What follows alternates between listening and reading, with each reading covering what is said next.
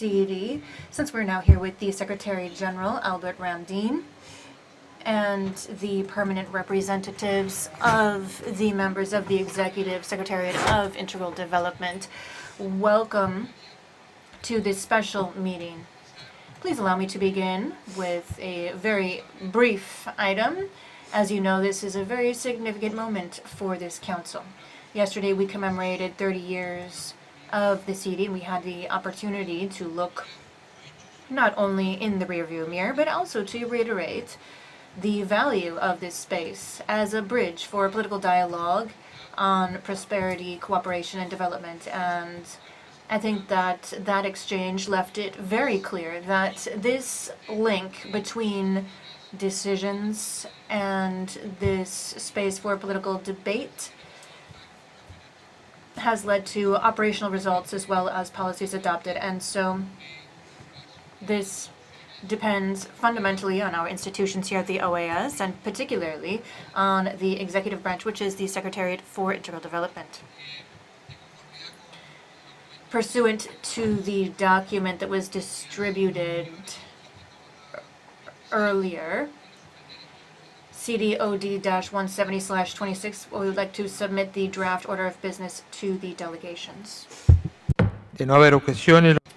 If there are no observations, it's hereby adopted. And now moving on to consideration of the nomination of Ambassador Isabelle Valois as the Executive Secretary for Integral Development pursuant to Articles 117 and 120 of the OAS Charter. Consideration of nomination by the General Secretariat of Ambassador Isabelle Valois as Executive Secretary is pursuant to Articles 117 and 120 of the organization's charter. And with that in mind, and considering the relevance of the Executive Secretary for the operations and projection of this CD, I'm honored to give the floor to the Secretary General for presentation of her candidacy. Thank you very much. And Secretary General, you have the floor. Muchas gracias, señor presidente. Thank you, Chair. Good morning to all permanent representatives and staff of the OAS present. As a chair, following yesterday's celebration on the 30th anniversary of CD, I believe it's an opportune time to speak to you about the proposed appointment of a new executive secretary for the Inter-American Council for Integral Development. As you know, within the organization, we are guided by two fundamental goals: peace and prosperity, to which we spoke yesterday at length. In today's context of global uncertainty marked by economic volatility, technological transformations, and evolving development challenges, these goals require not only strong vision, but also strong leadership.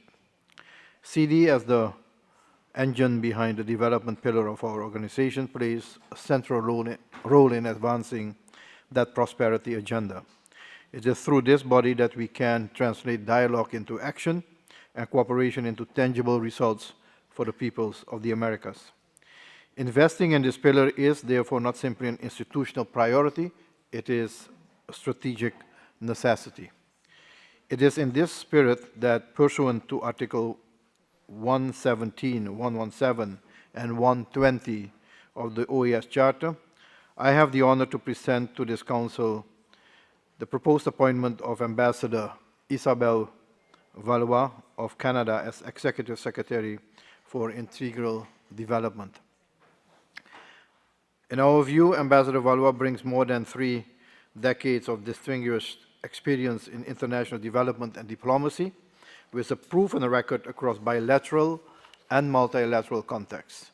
She has demonstrated exceptional leadership in strategic policy development, the management of large and complex cooperation portfolios, donor coordination, and high-level political engagement. Her career spans regions as diverse as North Africa, the Middle East, South Asia, and the Americas. She has overseen major international cooperation initiatives, guided partnerships with governments, civil society, and multilateral actors, and managed complex teams and budgets with rigor and accountability. Her ability to operate effectively at both the political and operational levels, bridging high-level dialogue with program delivery, is precisely what this position demands.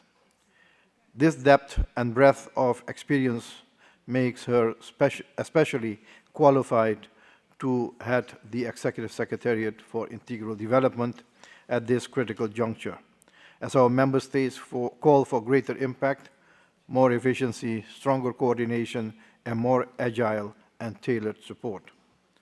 I'm confident that under the leadership of Ambassador Valois, SEDI will continue to strengthen its role as a platform where multilateralism delivers results, where partnerships are deepened, and where our shared commitment to integral development advances the broader goals of peace and prosperity across the hemisphere.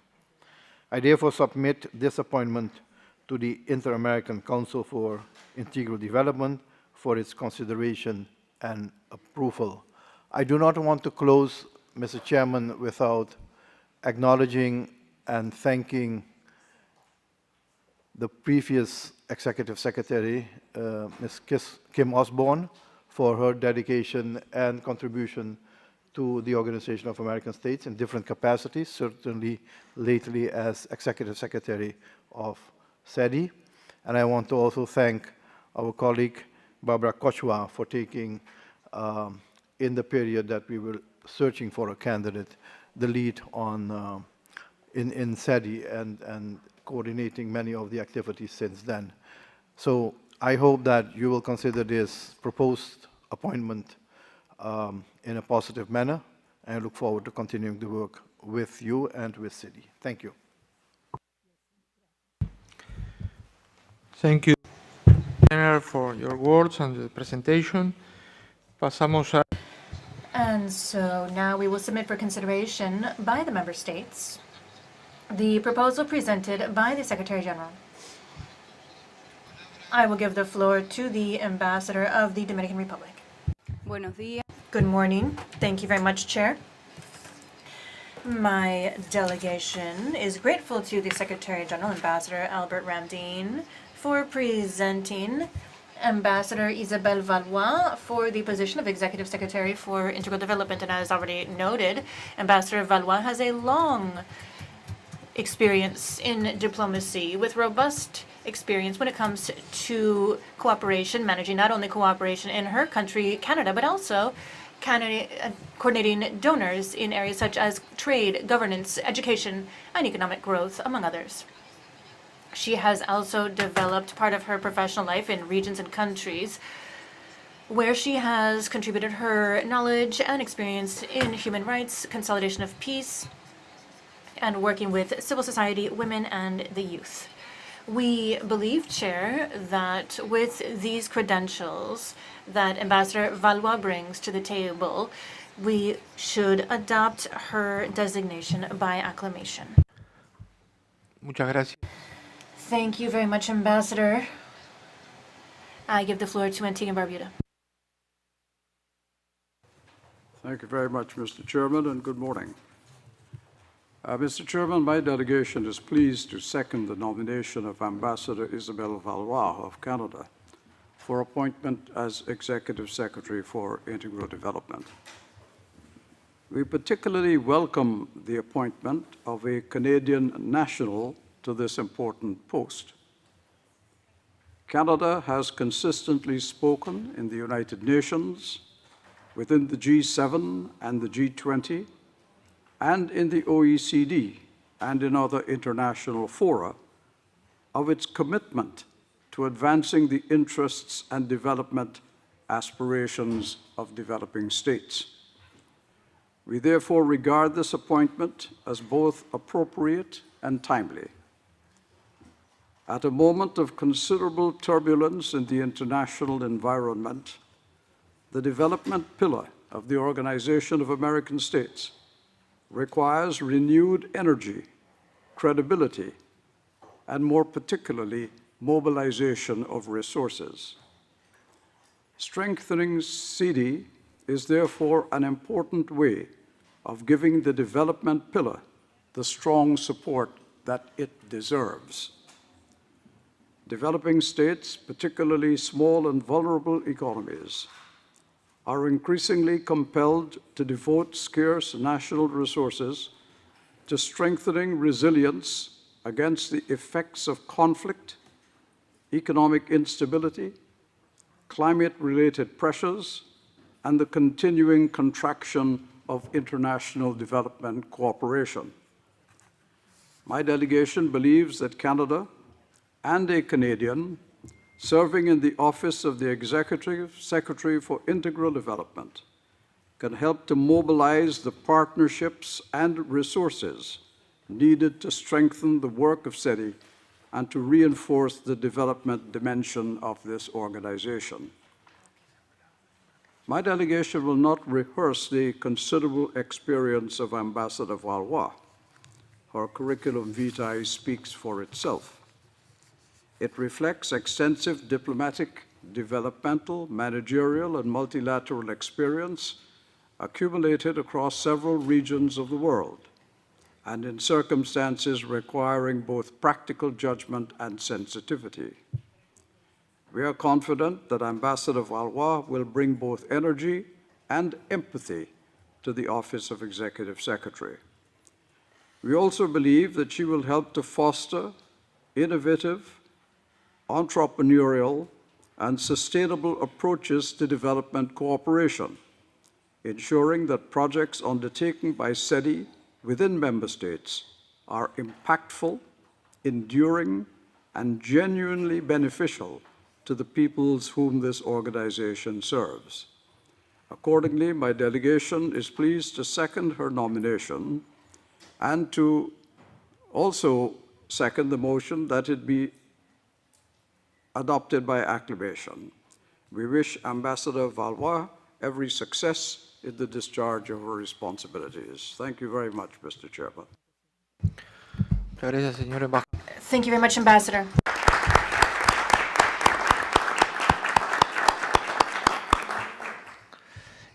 También Argentina me había pedido. Argentina had also asked me, we're a minute ahead, but I give you the floor, Argentina. Thank you very much, Chair. And following the excellent interventions from the distinguished representatives of DR and Antigua-Barbuda, I don't have too much to add. I will be brief, but my delegation is thankful to the Secretary General for nominating Ambassador Valois as Executive Secretary for Integral Development. We believe that her experience, trajectory, and commitment to integral development make her an excellent candidate to shoulder this very important responsibility, and we trust that she will only strengthen the work of CD and achieve tangible results for member states. Thank you very much. And we second the motion. Thank you. Thank you. U.S. is recognized. Thank you, Chair, and good morning. It's my pleasure to express the United States support for the appointment of Ambassador Isabel Valois to the position of Executive Secretary for Integral Development. The appointment comes at a pivotal moment as we undertake preparations for the upcoming General Assembly and as member states consider the Secretary General's proposed strategic plan. The Executive Secretary's work supports core and vital pillar of this organization, which is an integral part of our region's shared success. The development pillar is not just about economic, social, and human growth. It's a strategic investment and the creation of opportunities that support democratic institutions, stability, human rights, and shared prosperity for our region. When our people have access to opportunity, they are better positioned to demand accountability, contribute to peaceful societies, and build futures in their home countries and communities. Addressing the challenges faced in our region is a top priority for the United States. We are focused on deepening partnerships that create real opportunities. Under Ambassador Valois' leadership, we are hopeful that the OAS and SETI will continue to support the strengthening of the bond between neighbors who share not just geography, but commitment to freedom, democracy, and prosperity. Together, we can build a hemisphere that is more prosperous and more secure for all our people. My delegation looks forward to working closely with Ambassador Valois as Executive Secretary for Integral Development to advance our shared economic, social, and Human Development Goals. Thank you, Mr. Chair, and congratulations, Ambassador Valois. Muchas gracias. Thank you very much. Mexico is recognized. Please go ahead. Thank you very much, Chair. Good morning, ladies and gentlemen. On behalf of the Regional Group 10, congratulations to Ambassador Isabelle Valois for her nomination to the helm of CD as we commemorate 30 years since the creation of CD, and we recognized her professional background, her commitment and experience in the context of multilateralism and development and creating strategies and policies for cooperation. Particularly, we are pleased to have a woman setting the tone here. And we support her designation to lead member states as we work to promote integral development and the elimination of poverty as a shared responsibility pursuant to the OAS Charter.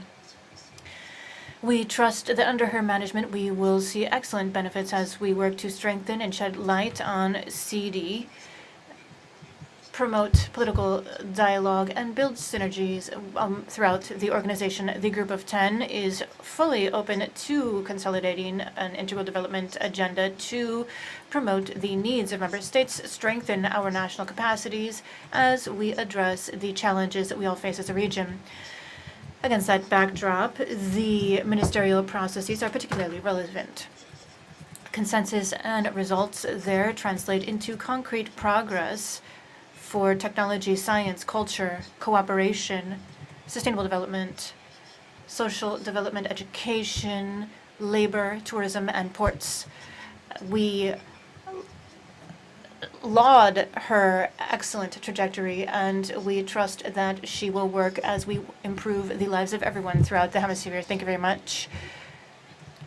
Without any further requests for the floor, I join those expressions of congratulations to Ambassador Valois, who is with us online today.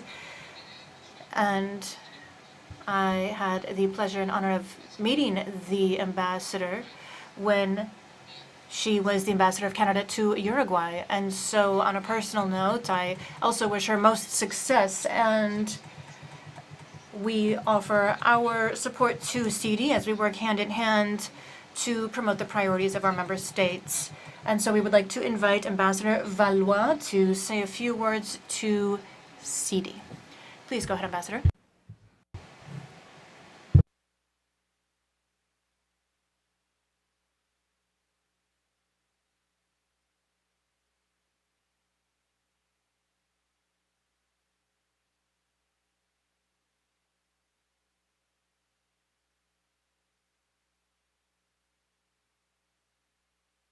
Bonjour, ¿me escucho? Can you hear me? We can hear you. Please go ahead, Ambassador. By saying my remarks. I would like to start with one apology and one disclaimer. The apology is for not being with you today in person. I wish I could have had the opportunity to meet you in person, but this will have to wait, but I'm sure it will come soon enough. Secondly is a disclaimer. As I sit here in Montreal in my Airbnb, there is a power outage. So I don't know why, but I cannot see you. And but I hope my phone will last for my remarks. So there you go. I start with one apology and one disclaimer. It's not the best way to start, but let me start with my remarks. Entonces, bom dia. Good morning.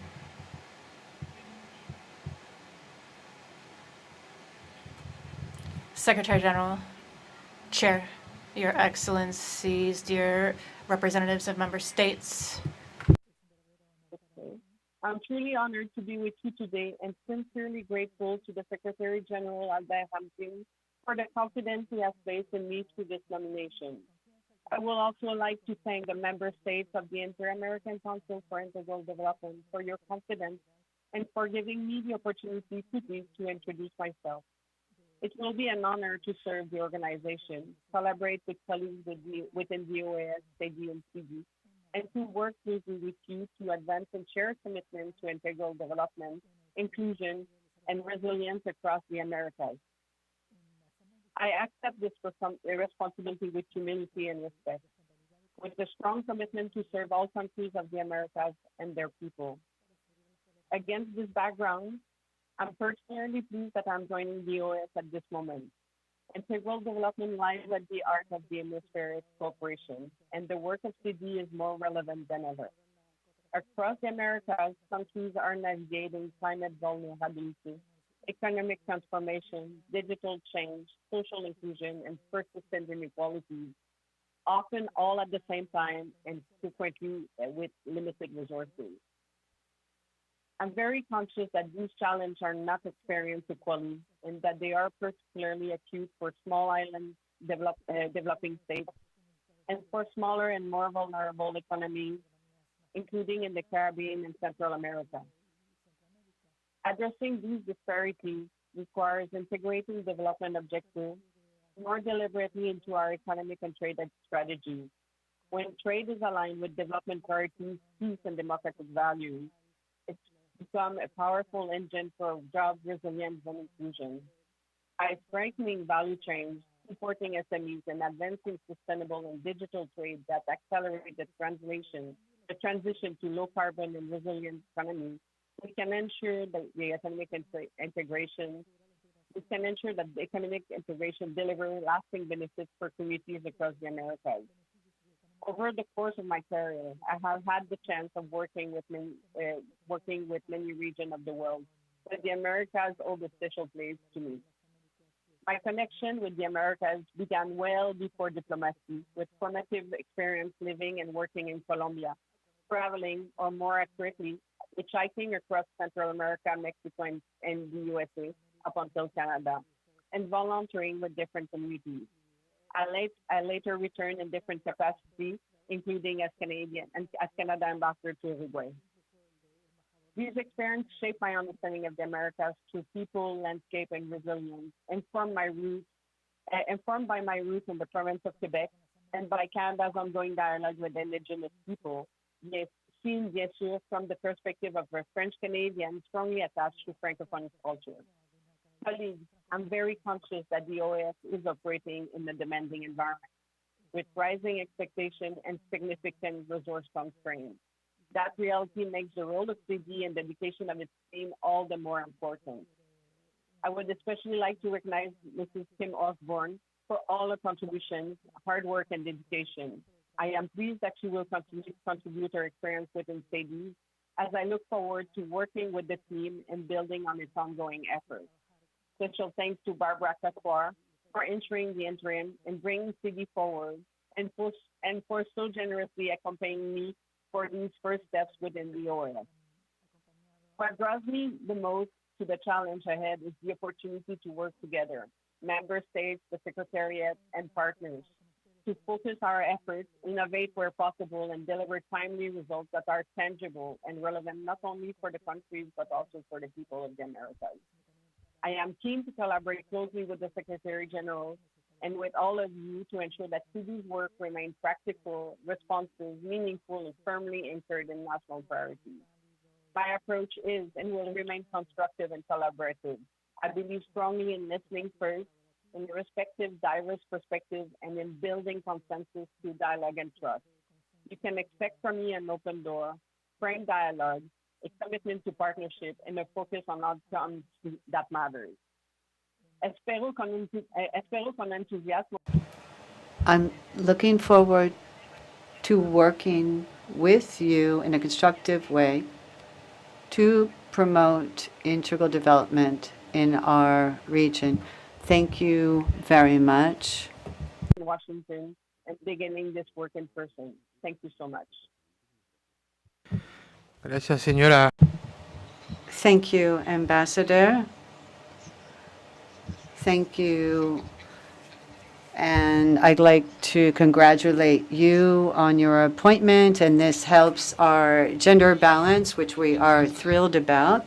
And so I would ask everyone to applaud our new ambassador and welcome her.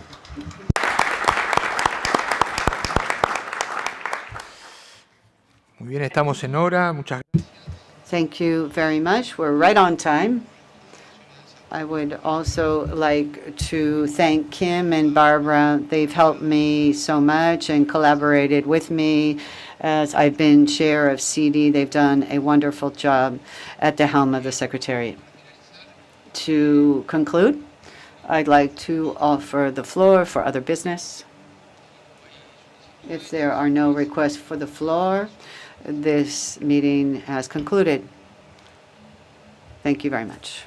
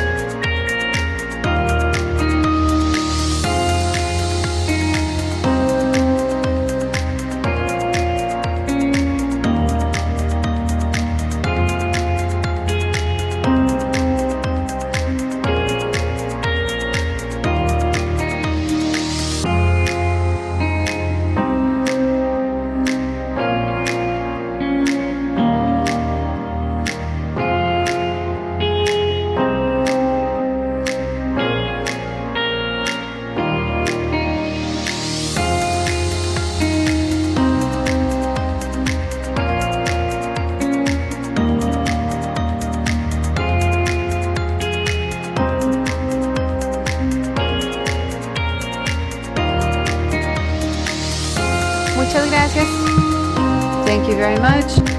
Buenos días. Good morning.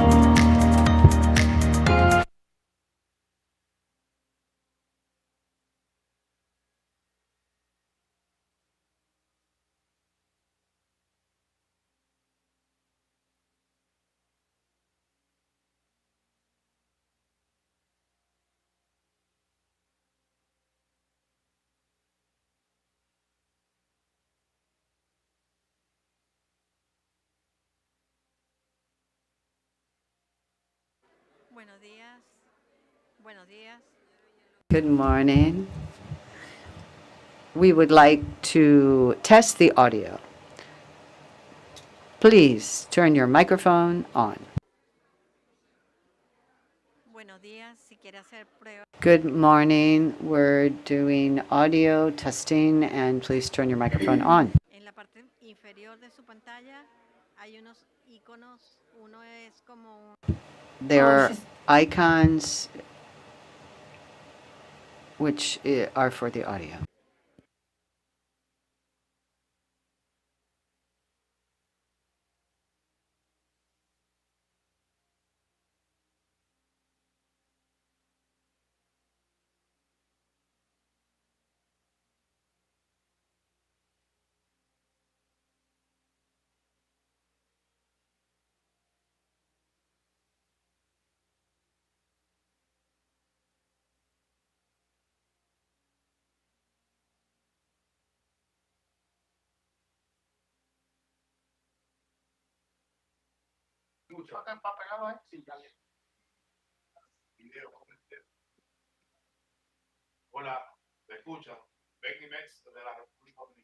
Buenos días.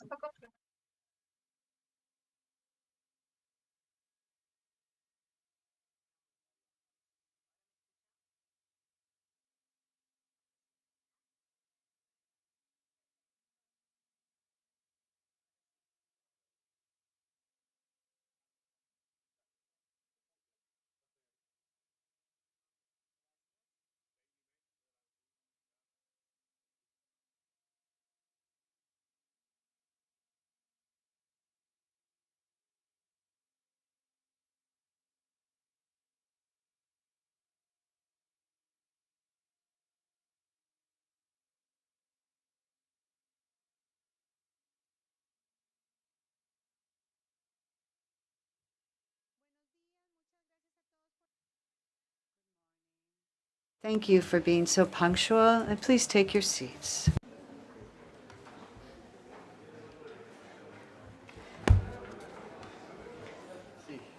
Sí, señor.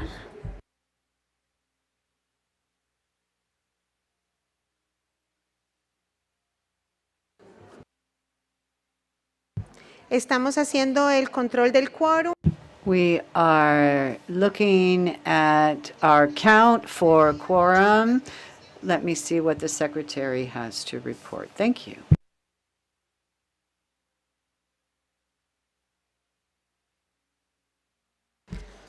Muy buenos días a todos. Good morning, everyone. After having verified the quorum by the Secretariat, I would like to bring this regular session of the Permanent Council to order. To kick off our work in keeping with Article 43 of the Rules of Procedure, I'd like to submit to your consideration the draft order of business contained in document CP/OD 2591/26. Como reflexión, As a preliminary reflection, I'd like to mention to you a methodology that I want to discuss with you in the preparation of the draft order of business that's being submitted to your consideration. The chair has tried to be balanced with the priorities that have been suggested by the delegations, organizing the different issues in an orderly and efficient way, and trying to provide enough time to consider the substantive issues on the order of business. I would beg you for your understanding, and I'm so very happy that we can also have informal meetings when we need to consider specific issues. It's so important to get all of your input in informal discussions, and I appreciate all delegations that go to these meetings, which are held prior to the formal meeting of the Permanent Council every 15 days or so. If there are no remarks, the floor is open. If there are no remarks or objections, we can adopt the order of business. No hay observación. I see no objections. It is so adopted. Before I continue, the chair would like to join with the commemoration of the 78th anniversary of the adoption of the Charter of the Organization of American States. This took place on April 30th. The Charter of the OAS continues to be the foundation of our inter-American system, an essential touch point for dialogue, cooperation, and understanding among our states. This commemoration recalls the importance of continuing to strengthen hemispheric multilateralism in a regional and international context that is increasingly complex. In that spirit, we would also like to congratulate the people and government of Antigua and Barbuda. We have our Dean of the Diplomatic Corps with us, Sir Ronald Sanders.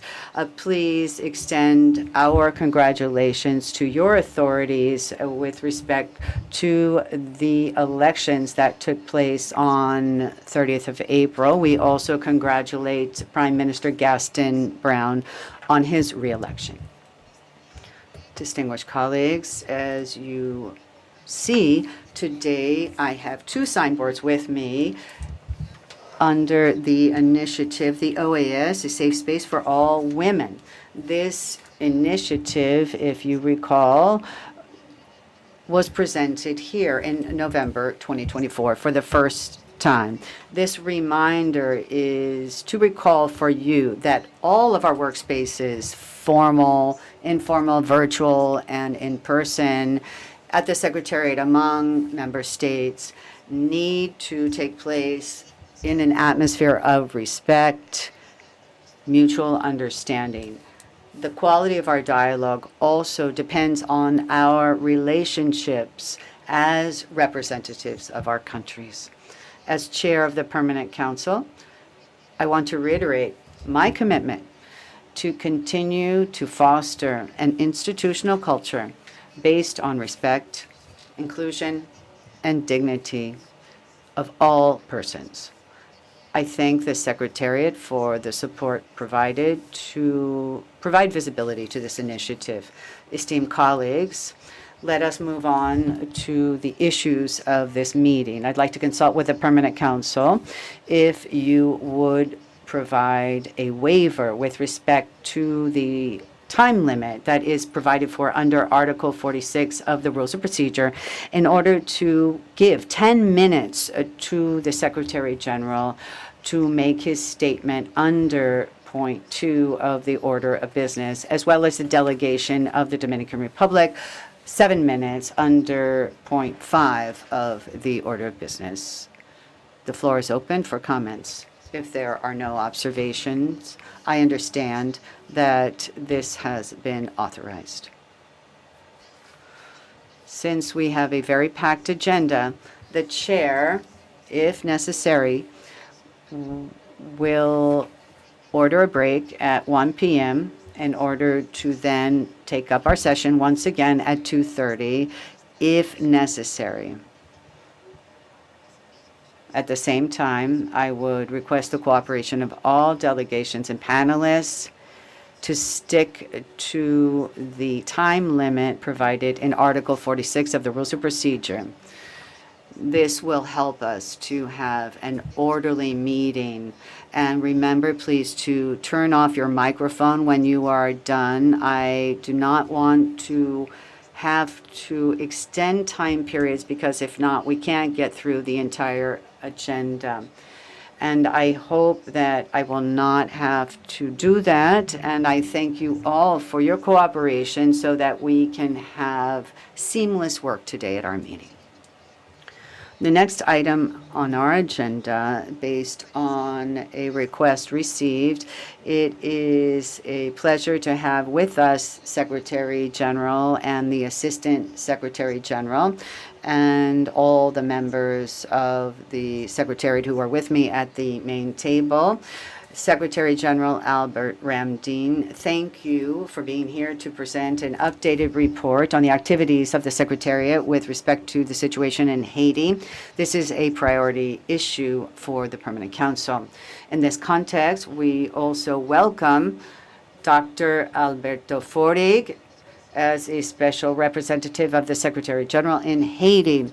We trust that his experience will contribute to strengthening the organization's work to provide institutional support and solutions, or the quest for solutions for the Haitian people. We also have the Secretary for strengthening of democracy and other officials. We thank you for being with us. We thank the member states. And Secretary General, you have the floor for up to 10 minutes. Thank you, sir. Once again, good morning to all. Madam Chair, Assistant Secretary General, distinguished permanent representatives and permanent observers. Thank you very much for the courtesy of allowing me to speak for 10 minutes. I am pleased today to address the Permanent Council as agreed to provide an update on the organization's engagement in support of the Republic and the people of Haiti. Since the adoption of the General Assembly Resolution AG/Doc 5882/25 Rev 1, calling for concrete solutions to resolve the grave security and institutional crises in Haiti and to establish more international and regional coordination and cooperation in support. In compliance with that mandate, various actions were taken which I will outline for you today. At the same time, I'd like to make use of this opportunity to reaffirm our collective focus on sustained attention, coordinated support, and a clear commitment to Haitian-led solutions. Our work has been steadfast. OAS recent efforts have contributed to a more structured and coherent framework for engagement with key results in priority areas in Haiti.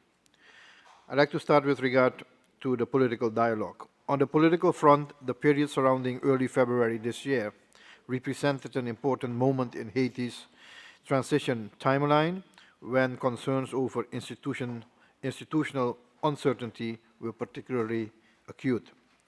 Through good offices and quiet diplomacy on the part also of the OAS, as well as our partners, key holders like CARICOM and the United Nations and member states, followed the preservation of executive continuity and the maintenance of a functioning governance framework, an outcome of real significance for the stability of the transition and the goal of security stabilization in the country. These developments, distinguished ambassadors, were followed by the approval by Haitian sectors of the National Pact for Stability and the organization of elections, which reflects a growing consolidation of Haitian-led political consensus. This agreement has moved the process toward a more structured and nationally anchored trajectory, reinforcing both ownership and coherence in the transition. On the electoral track, progress can be understood as a shift from general intent towards structural preparation. The adoption of the electoral decree in December, coincided also with my visit to the country, has been instrumental. It has provided a defined legal and organizational framework for the conduct of elections, allowing electoral planning to move from a conceptual phase into a more organized process marked by clearer institutional responsibility, technical engagement, and initial resource commitments. The viability of the electoral calendar will depend, in our view, on continued improvements in security conditions, strengthened institutional coordination, and the rebuilding of public confidence.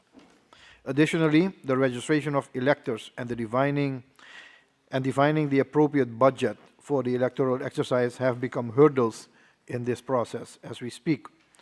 Current OAS efforts are therefore increasingly oriented towards creating these essential enabling conditions.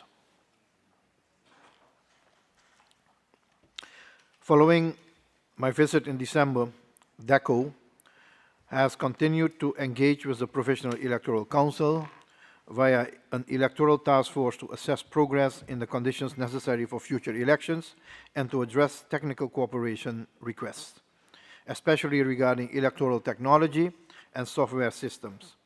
Through renewed collaboration with the Andean Community Bank, CAF, we were able to secure bridge funding for the continuation of the PUICA project, through which citizens are issued an ID card, which is necessary to cast a vote in the upcoming elections, ensuring continuity of this important OAS project.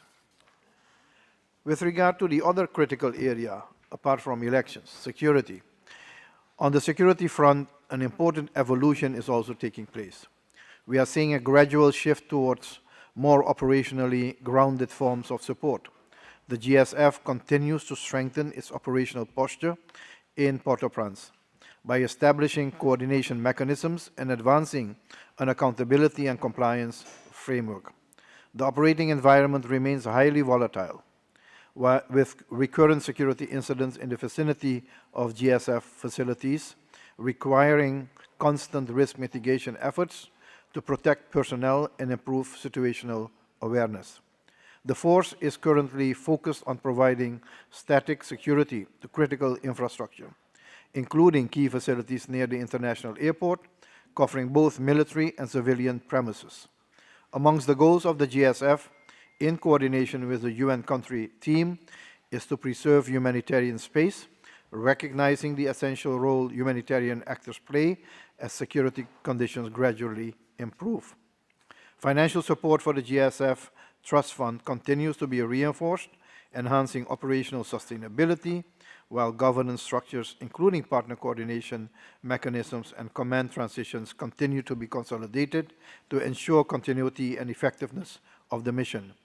We thank the government of the Dominican Republic for the latest contribution to the Trust Fund. The development of a civilian support component for the gang suppression force with administrative support from the OAS, together with initial steps in recruitment, coordination, and resource mobilization, complements the work just described and illustrates a move towards more structured, capability-oriented engagement in coordination.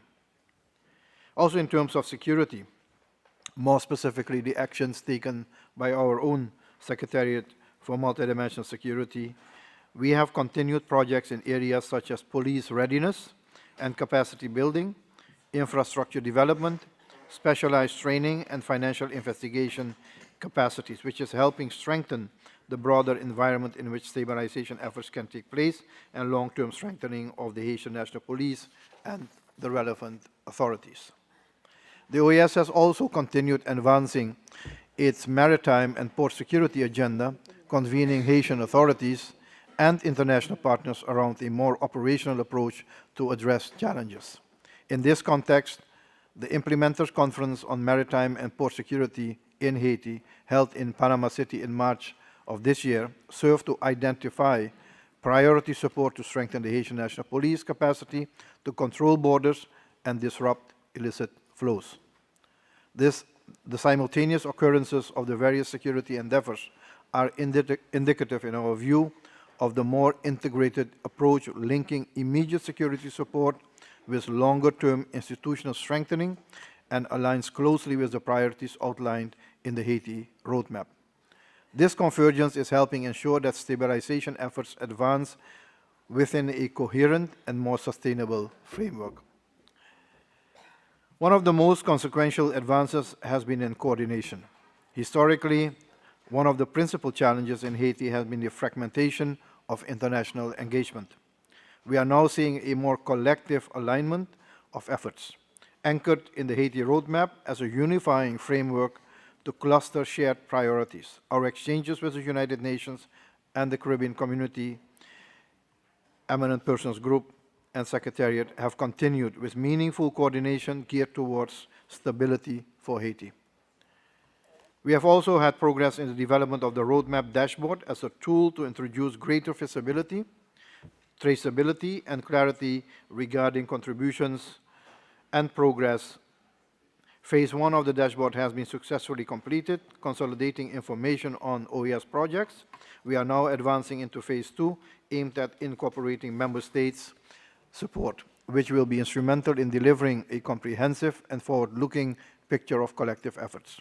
The successful completion of this second phase depends on the same coherence and on active engagement of all member states. We encourage all delegations to provide inputs so that your contributions can be systematized in the dashboard and we can reflect the full breadth of member states' support to Haiti. With regard to the group of friends, as a coordination structure, it has been clearly defined. The value of sustained political engagement spaces that can maintain attention, facilitate alignment, and mobilize support becomes even more evident. In this context, the Group of Friends of Haiti has emerged as a key vehicle for sharing information and coordination.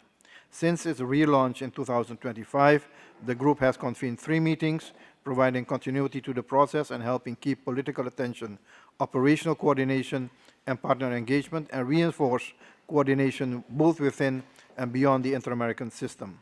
I take this opportunity to share.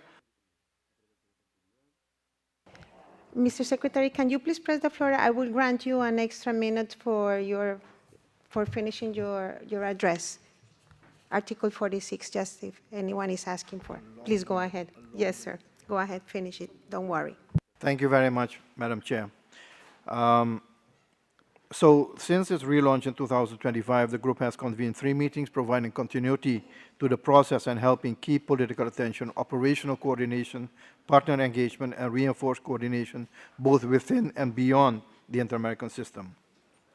I take this opportunity to share that a new meeting of the Group of Friends will take place prior to the General Assembly in June, with the objective of reviewing progress, aligning next steps, and further mobilizing support around the priorities identified in the roadmap. As envisioned, Madam Chair, and initiated in the 2025 budget, and upon close coordination with the Haitian mission, we have this year set up a special mission with regard to Haiti. The OAS Special Mission is tasked with all the OAS Haiti initiatives in recognition of the value of a sustained and politically anchored engagement at this critical juncture. Allow me now, although you have done so already, to formally introduce Alberto Fury, former Minister in the Republic of Argentina, who is here with us today. You may want to stand because they need to see you more often. Alberto Fury, who is our special representative to the Secretary General on Haiti and will also serve as head of the special mission. We welcome him to the OAS and are confident that he will make important contributions towards greater continuity, visibility, and strategic follow-up on Haiti. The national office in Haiti will also be staffed by a knowledgeable and experienced OAS staff by 1st of June, and a thorough inventory and audit of various administrative processes has been conducted and completed. We will need much more support, distinguished ambassadors, but given our financial constraints, we are making as best use of existing internal human resources for this project. We are furthermore in the planning phase of another in-country visit since the last visit of the Prime Minister of Haiti to our office 2 weeks ago as part of our continued and expanding engagement, and we will share information on this with you further. In closing, recent developments point to a process that is becoming increasingly structured, coordinated, and operationally grounded. Institutional continuity has been maintained. A framework for electoral preparation has been established. Initial elements of security support architecture are taking shape. Coordination mechanisms are becoming more effective and aligned, so we have made progress. At the same time, continued effort will be required to sustain and build on the progress, ensuring that the momentum achieved thus far translates into durable and measurable advances for the Haitian people. The next phase will be defined by implementation, investing and assessing the areas of urgent development assistance, rehabilitation, and education of youth, provisions of necessity, reform of systems, judiciary, healthcare, technology, just to name some of them. While on the other hand, we urgently need to diversify our funding resources. This will require maintaining political engagement, ensuring operational follow-through, and continuing to strengthen the link between immediate actions and long-term institutional outcomes. It will also demand sustained coordination among national actors and international partners so that commitments made at the political level translate into concrete, measurable progress on the ground. As we look ahead, the path will continue to demand resolve, coordination, and a shared sense of purpose. Haiti's transition is entering a phase where clarity of direction and consistency of engagement will matter more than ever. We have had excellent discussions with Prime Minister Fields Amé on this matter. So, Madam Chair, I want to say, and I want to thank our team for all the work being done with little committed resources, with little committed staffing, but still we are executing as planned with regard to the roadmap. We are standing ready to continue contributing to this effort as a platform for alignment, a facilitator for dialogue, and a partner in implementation. We count on the engagement of all member states to ensure that this moment of opportunity becomes a foundation for lasting stability, democratic renewal, and a more hopeful future for the people of Haiti. I thank you very much. Thank you, Mr. Secretary General. Y le damos la... We now give the floor to the delegation of Antigua and Barbuda. Thank you, Madam Chair. Thank you, sir. I thank the Secretary General for his report and for the sustained attention that the General Secretariat continues to give to the grave situation in Haiti. My delegation has read carefully the written report that was circulated prior to this meeting. Now, colleagues, Haiti remains one of the most urgent and difficult challenges before this organization. It requires solidarity, but it also requires that we speak clearly and frankly about where things truly stand. My delegation recognizes the Secretary General's dedication to Haiti, and we acknowledge that the General Secretariat has played a useful role. It has convened discussions, supported coordination, maintained dialogue with Haitian actors, CARICOM, the United Nations, and other international partners, and it has helped to keep attention focused on Haiti. Those are valuable contributions. At the same time, we should be careful not to overstate what the OAS has been able to achieve. Much of what is described in the report is progress in process. Meetings held, mechanisms established, frameworks advanced, and preparatory work undertaken. These are all necessary steps, but they are not, in themselves, the same as results on the ground. Now we should look at the reality. Haiti has not yet been stabilized. The political crisis has not been resolved. Security has not been restored. The conditions for credible and inclusive elections are not yet in place. These facts should remain at the center of our deliberations. The OAS has an important but limited role. It can facilitate, coordinate, support, and help organize the efforts of others. But it cannot, by itself, deliver security, create political consensus, or determine Haiti's future. Those outcomes depend primarily on Haitian leadership, supported by the United Nations, CARICOM, and those countries that have the will, the resources, and the capacity to act. We should make this distinction clear. If we present coordination as impact or preparatory work as achievement, we risk losing sight of the realities still facing the Haitian people. The true measure of progress will not be the number of meetings held, communiques adopted, or dashboards created. It will be whether Haitians are safer, whether institutions are functioning, whether public confidence is restored, and whether credible elections can be held in conditions of security and legitimacy. My delegation therefore supports continued OAS engagement with Haiti, but we urge that we remain realistic about what has been done, what remains to be done, and what this organization can usefully contribute. We must be careful not to give the impression that conditions in Haiti have improved more than is actually the case. Haiti needs practical support. It needs coordination, but it also vitally needs delivery. Above all, it needs a collective effort that honestly assesses the scale of the crisis and concentrates on measurable improvements in the lives of its people.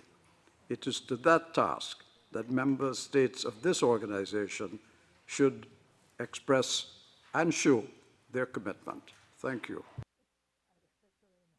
Thank you very much, sir. Y ahora le damos la palabra. We now give the floor to Haiti. Thank you very much, Madam Chair, Chair, Secretary General, ASG, dear colleagues.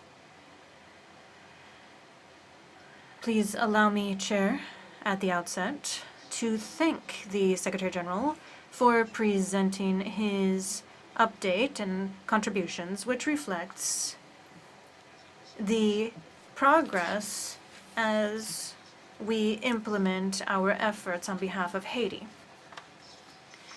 Today, on the ground in Haiti, Madam Chair, we do see some still modest but quite real signs and glimmers of hope, indicating that the lines have started to move and that life, peace, and security are progressively seeking to reestablish themselves in the capital in Haiti. And just last week, during International Labor Day celebrations, we saw a concrete illustration of this improvement of the security environment in certain areas of the country, which were previously under the total control of the gangs. And in fact, as we celebrated the Labor and Agricultural Day, for the very first time in 6 years, the accredited diplomatic corps in Haiti was able to participate in an official activity downtown in Port-au-Prince, at the very heart of the administrative city at the National Palace. At this ceremony, diplomats were even able to visit agricultural stands at an expo, and this is far beyond a symbolic gesture. In fact, it is a tangible indicator of the very first glimmers of efforts carried out by the Haitian government in close coordination with our international partners in order to reestablish a security environment in the metropolitan zone of Port-au-Prince. And all of this, Chair, allows us to say that our efforts, when they are carried out hand in hand in coordination and sustained, do bear fruit. Madam Chair, it is as part of this very dynamic, that is, as our efforts are slowly bearing out, that we would like to highlight for member states in draft resolution entitled Support for Stabilization led by Haiti and Strengthening Coordination of Hemispheric Assistance. And we're presenting this draft based on a foundation of consensus as we invite you to provide your support in order to allow it to be adopted as soon as possible, and above all, in order to see an immediate impact on the ground in Haiti. Today, we are moving into a very important stage as we move from observation to alignment and from alignment to action. The text that we have proposed is, in fact, a structured framework led by Haiti, sustained by our partners, aiming to organize this collective action. It brings together essential components already under debate: security, elections, humanitarian response, and coordinates them as part of a coherent operational vision. This is a pragmatic and results-based text. It is based on the gang suppression force. It supports the electoral process and strengthens coordination between the OAS, United Nations, and our international partners. Above all, it roots this response as part of a roadmap led by Haiti, ensuring both national appropriation and efficacy. And on the ground, progress is already underway. It might be timid and modest, but it is there. We are currently working to strengthen troops from the National Police through the P4000 program, and we have seen some improvements in security, particularly as we progressively retake strategic zones around the administrative city in Port-au-Prince, including the area of the National Palace. We're on the right track as we engage in fraternal dialogue with our conjoined twin, that is the Dominican Republic on the island of Hispaniola. At the same time, we are moving toward launching a national doctrine on security and defense as we draft and update a white paper with support from the Inter-American System. We are also making progress with the implementation of a structure for organizing elections once security conditions allow it. Madam Chair, this moment now calls on us to consolidate our progress and scale up. This is based on 4 pillars: security, governance, humanitarian efforts, and coordination. Security involves full support for the Gang Suppression Force, this GSF, in complement with mandates from the United Nations and reinforcement from Haitian security institutions. Governance, as we build conditions necessary for free, credible elections and work to restore institutional legitimacy. Humanitarian and development response. Señor, Ambassador, pursuant to Article 46, you may continue. 1 minute, please, to continue and finish, please. Merci. Thank you, Madam Chair. I will conclude very briefly stating that the resolution, as it is drafted, is based on a simple but essential principle. Haiti, in coordination with its partners, organizes that response. This principle aims to ensure complementarity of actions, avoiding duplication of efforts, and guiding our efforts toward measurable results. Thank you very much, Madam Chair. And I'd like to add that to all of our partners and friends from Haiti, the entire OAS, I would like to ask you to support this draft resolution presented by Haiti so that we are able to implement it on the ground as soon as possible. Thank you very much, Madam Chair. Thank you very much, Ambassador. We will refer to that once we finish the list of speakers. Thank you for your intervention. And now the Ambassador from Brazil is recognized. Thank you very much, Madam Chair.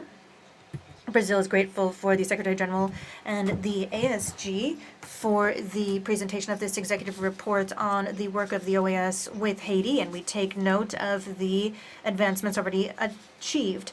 As part of this electoral process, the adoption of the electoral decree in December 2025 and the allocation of financial resources for these elections are a concrete step toward restoring constitutional order. And we also salute the technical preparation led by the Department of Electoral Observation Cooperation, DECO, with support of the Provisional Electoral Council, particularly in the areas of technology and IT systems for elections. At the same time, we assess that the viability of the electoral calendar depends, as noted by the report itself, on some minimum security conditions, institutional coordination, and trust from the public. These conditions should be monitored very carefully, and any EOM from the OAS must respond to an official invitation from Haitian authorities and be based on technical criteria that are very rigorous when it comes to the security environment. When it comes to security, we note that the OAS has agreed to support the civilian component of the GSF, and we would like to receive additional information on those initiatives in light of the OAS mandate on this topic. Against that backdrop, we reiterate that the OAS's actions must be carried out with strict coordination with the UN system and other international partners, with full respect for specific mandates from each organization, and recognizing the central nature of the OAS when it comes to maintaining peace and security. Institutional complementarity, clear responsibilities, and effective cooperation are essential to avoiding duplication of efforts, optimizing our scanty resources, and ensuring better coherence and legitimacy of international support provided to Haiti. It's also important to note that the OAS's activities in the face of the security situation is not in detriment to other dimensions where we might be able to add greater value, such as facilitating political dialogue between Haitian stakeholders and supporting a broader institutional recovery. And when it comes to the special mission of the OAS for Haiti, we do note the information that the Secretariat for Strengthening Democracy is designing the framework for the mission based on Resolution AG Res 3039 from 2025. We agree with the assessment that a special mission may strengthen the OAS's activities on the ground and serve as a strategic monitor, coordinator, and political facilitator. We also note that the report does not indicate any submission of a formal proposal for establishing the Permanent Council or the General Assembly, and for the OAS, given the complex tasks of the OAS in Haiti and in line with the Resolution 859 from 2004 establishing the MAP OAS, we do note that establishing a special mission must be submitted for consideration by the member states.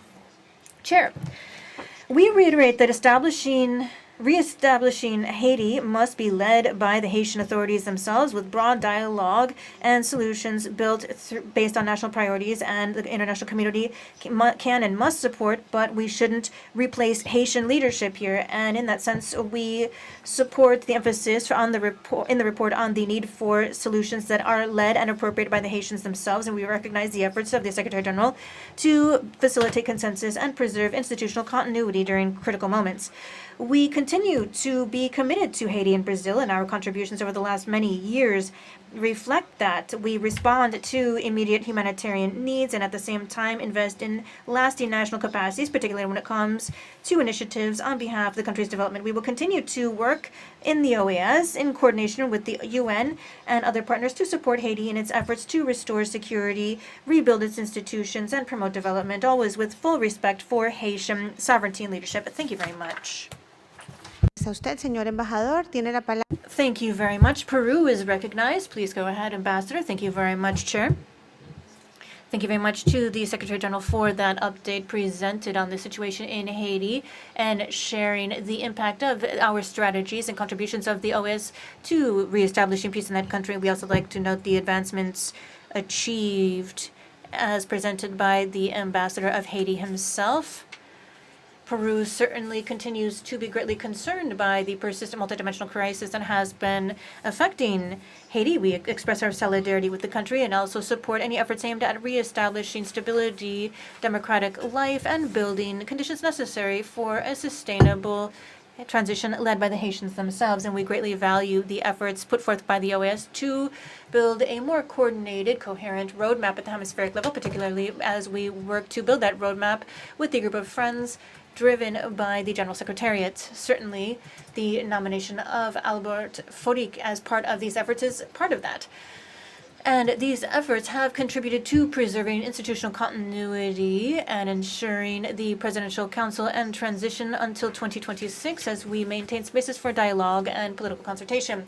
Similarly, we take note of the advancements shared in the report, including the technical preparation driven by DECO and support for the various efforts as we work to support stakeholders and hold one-day credible, transparent elections. And we are working to coordinate international efforts to prevent gang violence and ensure the humanitarian situation is contained as we work to support the GSF, and Peru is part of that force, as well as providing infrastructure, training, and others from the OAS and partners. Chair, the scope and complexity of the situation in Haiti requires a coordinated, sustainable approach that combines institutional strengthening, democratic efforts, and others. And in that context, we note the importance of international efforts, and we must be in line with the priorities defined by the Haitian authorities themselves, and in close coordination with CARICOM, the UN, and other stakeholders involved in this effort. And we reiterate our willingness to continuing to work at the hemispheric level as we build peace, stability, and institutional recovery in Haiti. Thank you very much. Gracias a usted, señor. Thank you, Ambassador. DR is recognized. Chair, Secretary General, the DR is grateful for this opportunity to receive updated information from the General Secretariat on what is happening from the General Secretariat with regard to Haiti. We salute the presence of the Special Representative Albert Foric. For the Dominican delegation, this exchange is particularly important. Haiti is not just an issue of great regional concern. This is a hemispheric responsibility. It requires sustainable attention, coordinated, concrete efforts, and the seriousness of the security situation and the humanitarian crisis, the institutional crisis, and all of these issues are related to the electoral process, which require us all to play an active, constructive, complementary role to the efforts from the international community. This delegation recognizes those efforts carried out by the General Secretariat to support Haiti during this critical moment, and we value the efforts aimed at strengthening coordination with Haitian authorities and all relevant stakeholders. We salute any effort aimed at building political consensus and turning that into an operational tool to allow us to more effectively respond to the pressing needs faced by the Haitian people. In that sense, it is fundamental that the Permanent Council is informed periodically on advancements, priorities, and next steps from the Secretary General when it comes to Haiti. Transparency, coordination, and clarity are strategic and sine qua non to ensuring that we are able to strengthen the trust from member states and ensure that decisions made by the OAS translate into tangible results. The DR reiterates that the Haitian situation requires a comprehensive response, and security is indispensable, along with reestablishing order and protecting the civilian population. We must also drive activities aimed at strengthening institutional policies, preparing minimum conditions for an election that is credible, humanitarian aid, and promoting opportunities for economic development that is sustainable. And from this perspective, we believe it is timely for us to continuing to move forward as we build a roadmap as a framework reference for our efforts as we identify priorities and mobilize the political, financial, and technical support necessary. To achieve the desired results, we must have enough resources and monitoring mechanisms. We need close coordination with Haitian authorities and with international partners that are committed to stability in that country. It is important that any initiative promoted from the OAS be coordinated appropriately with other existing spaces to avoid duplication of efforts and ensuring that we are able to be useful as we contribute measurable actions. This is our neighbor, and we unfortunately are highly aware of the humanitarian, social, economic, and security implications that these prolonged Haitian crisis has for us. However, we have constantly sustained here in the OAS and at the UN that the solution requires a collective, united, sustainable response from the entire hemisphere. And I would also like to note that these are not just expressions of solidarity that we need. We need concrete commitments. We need technical, financial, logistics support, and institutional support as well. And Chair, the DR reiterates its interest in ensuring that Haiti is able to move forward toward peace, security, governability, democracy, and sustainable development to benefit its people and the entire region. Finally, the DR reiterates its gratitude to the Secretary General and his team for the efforts, as well as those of all delegations that are actively committed to Haiti. Thank you very much. Gracias a usted, señora embajadora. Thank you, Ambassador. Costa Rica, please. Chair, Secretary General, distinguished permanent representatives, thank you very much to the Secretary General Albert Ramdin for presenting these updates and for the detailed information on what is happening on the ground in Haiti. Costa Rica greatly values, particularly, that the approach of the OAS is evolving toward a more operational role that is results-based, and we see concrete advancements and concrete commitments with policies, support for security, and also support for the elections. Politically, we underscore the role of the OAS in avoiding institutional breakdown during this critical moment, as well as the emphasis on ensuring that the solution is led by the Haitians themselves. This principle, it's fundamental for the sustainability of any transition. When it comes to security, it is relevant that we provide more operational support, and that includes support for civilian components of the GSF and strengthening the national police force in Haiti. This reflects a more comprehensive understanding of the crisis, where security is sine qua non to moving forward in any other area. We also value the progress made toward organizing elections, particularly the adoption of the electoral decree and the technical work that has been underway hitherto. However, we do note that this timeline needs to ensure a minimum level of security and public trust in order to be carried out. And finally, it's very useful for us to note the use of the roadmap dashboard as a tool to improve continuity and avoid duplication of efforts as we better guide our efforts and resources. Chair. For Costa Rica, this report that has been presented today confirms just how important it is for us to maintain Haiti at the very heart of our political activities in this council. The OAS has a clear added value as a platform for hemispheric coordination.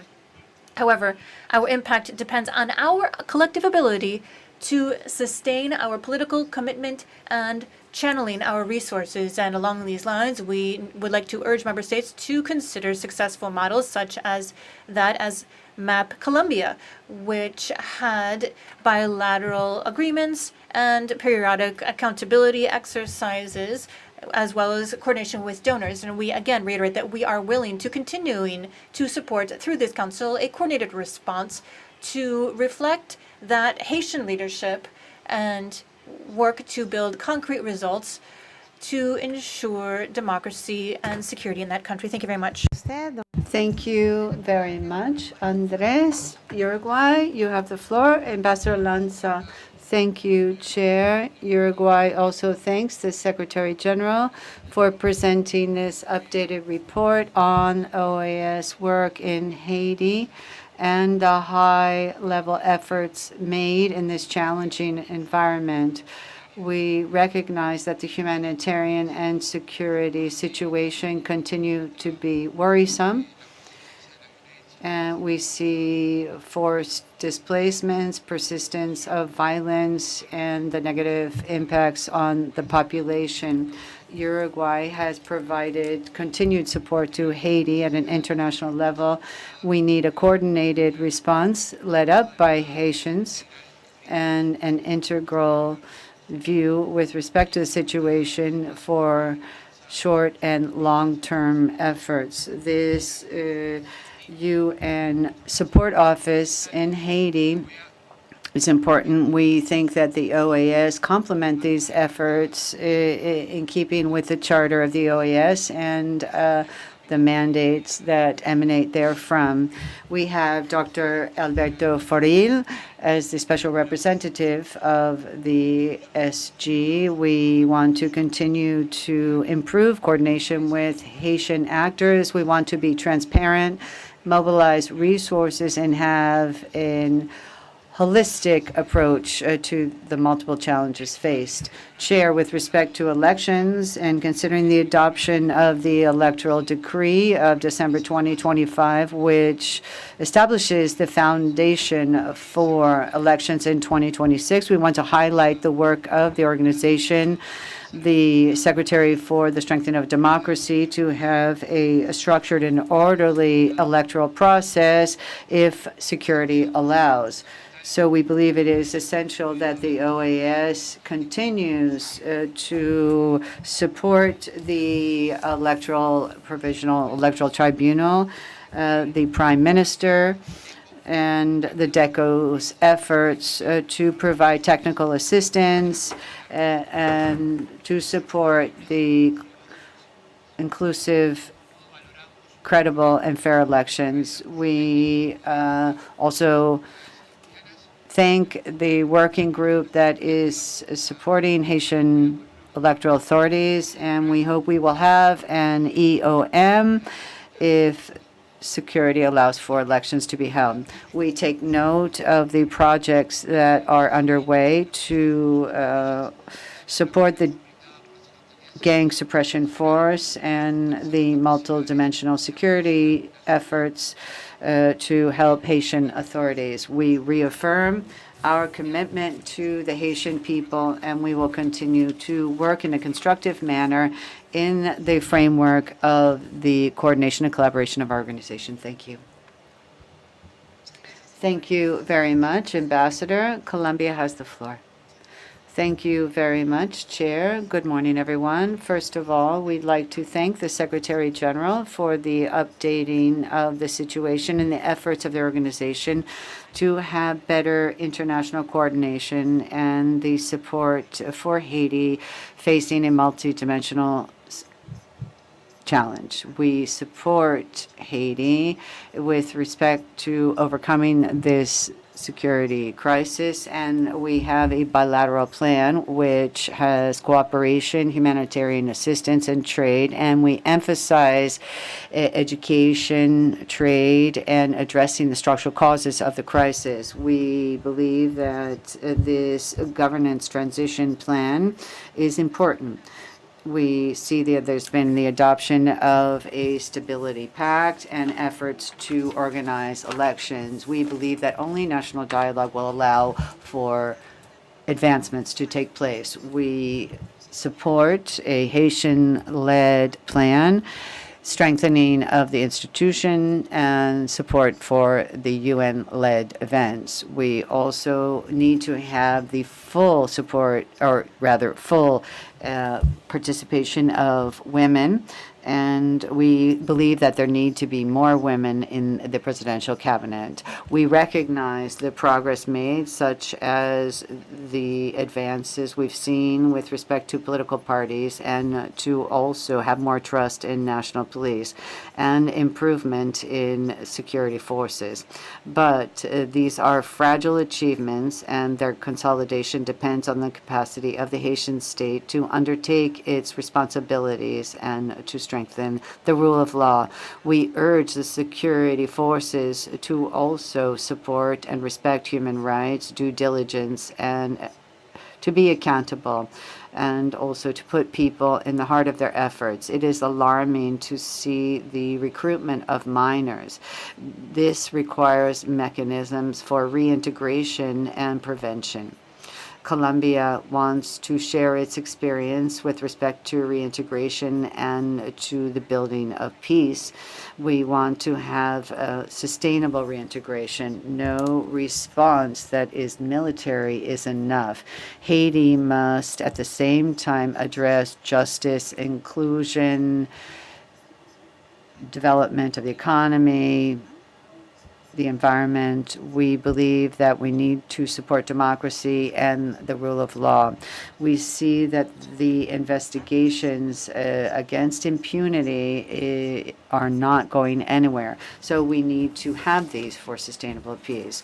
We believe that we can have inclusive elections. Their legitimacy depends on the effective participation of women, young people, displaced persons, the diaspora, and people that live in violent, torn areas. We need to shore up security, better public securities, and election safety to entrust or to have more trust in the transition. We need efforts to have effective cooperation that is focused on the well-being of the Haitian people. It is essential that these actions lead to sustainable results to contribute to the integral development of Haiti with respect also to its sovereignty. This based on principles of security and solidarity in the region. We want to have greater collaboration through the OAS, member states, and Haitian authorities in order to have greater stability, integral development, and sustainable well-being in Haiti. Thank you. Thank you very much. Chile has the floor. Thank you very much, Chair.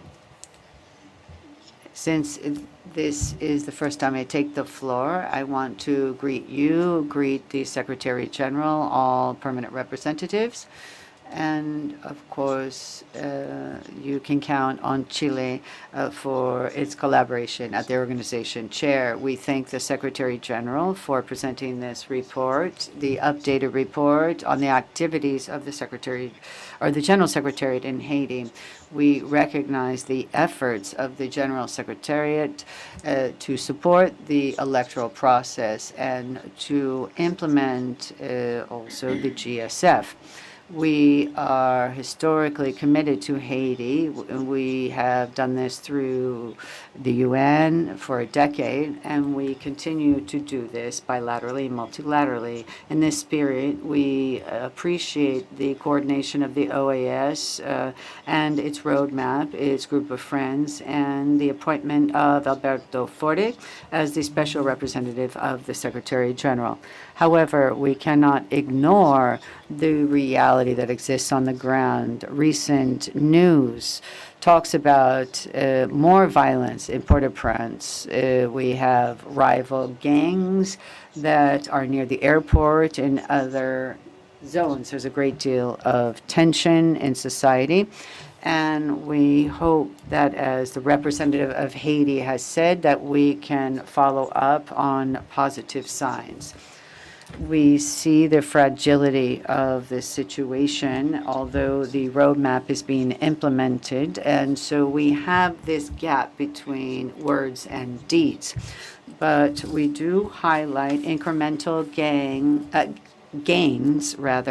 and diplomatic efforts made. But we need greater efforts to mobilize resources to be able to finance the ambitious roadmap that is planned.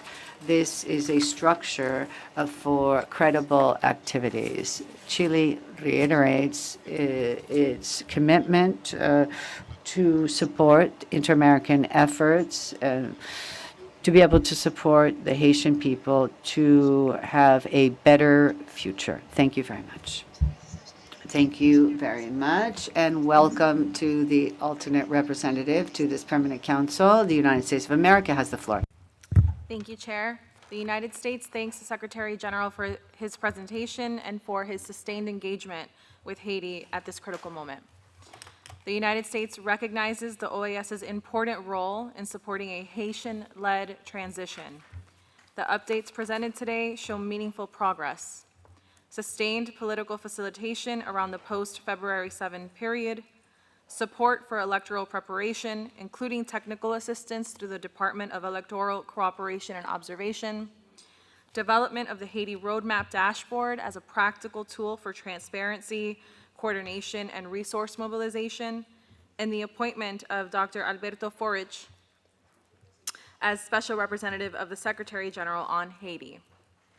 These steps help move OAS engagement from coordination to implementation and strengthen the basis for political continuity, security stabilization, and democratic restoration. On behalf of the standing group of partners, we are especially grateful to the OAS for agreeing to support the civilian component of the GSF and to Canada for leading efforts with the Secretariat and providing $1.4 million to support the Special Representative and his civilian team. This support is critical to enabling the leadership, oversight, coordination, and liaison functions necessary to translate the GSF mandate into concrete action on the ground. We encourage our partners to make similarly generous contributions to this critical fund. The United States also expresses strong support for the Gang Suppression Force and for renewal of its mandate this fall. The GSF is designed to support, not replace, Haitian institutions, creating space for Haitian forces to expand, professionalize, and ultimately assume responsibility for security. We continue to believe that the GSF, working alongside Haitian authorities and supported by the UN Support Office in Haiti, is essential to helping counter the gangs terrorizing the Haitian people and destabilizing the Western Hemisphere. On security, the United States welcomes the OAS's continued support to the Haitian National Police, including the rehabilitation of the Morne Casse Training Center, tactical training support, and efforts to strengthen maritime and port security. These are practical contributions that help build the enabling environment for security operations and longer-term stabilization. The United States also appreciates the contributions of partners already supporting Haiti's security response. We call on all member states, permanent observers, and international partners to consider how they can contribute through personnel, financing, equipment, training, logistics, institutional support, or economic investment to help Haiti restore security and stability and move toward credible elections and democratic governance. Security alone will not resolve Haiti's crisis. Stabilization must be paired with responsible governance, electoral preparation, justice and rule of law reforms, and economic opportunity.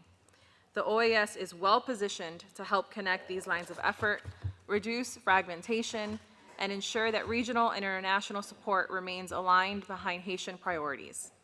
The United States stands with Haiti and will continue working with Haitians, the OAS, the United Nations, the Standing Group of Partners, and international partners as well toward the stabilization of the country and the restoration of democratic order. Thank you, Madam Chair. Gracias a ustedes. Thank you. Ambassador Chernik from Argentina, you have the floor. Good morning, Chair.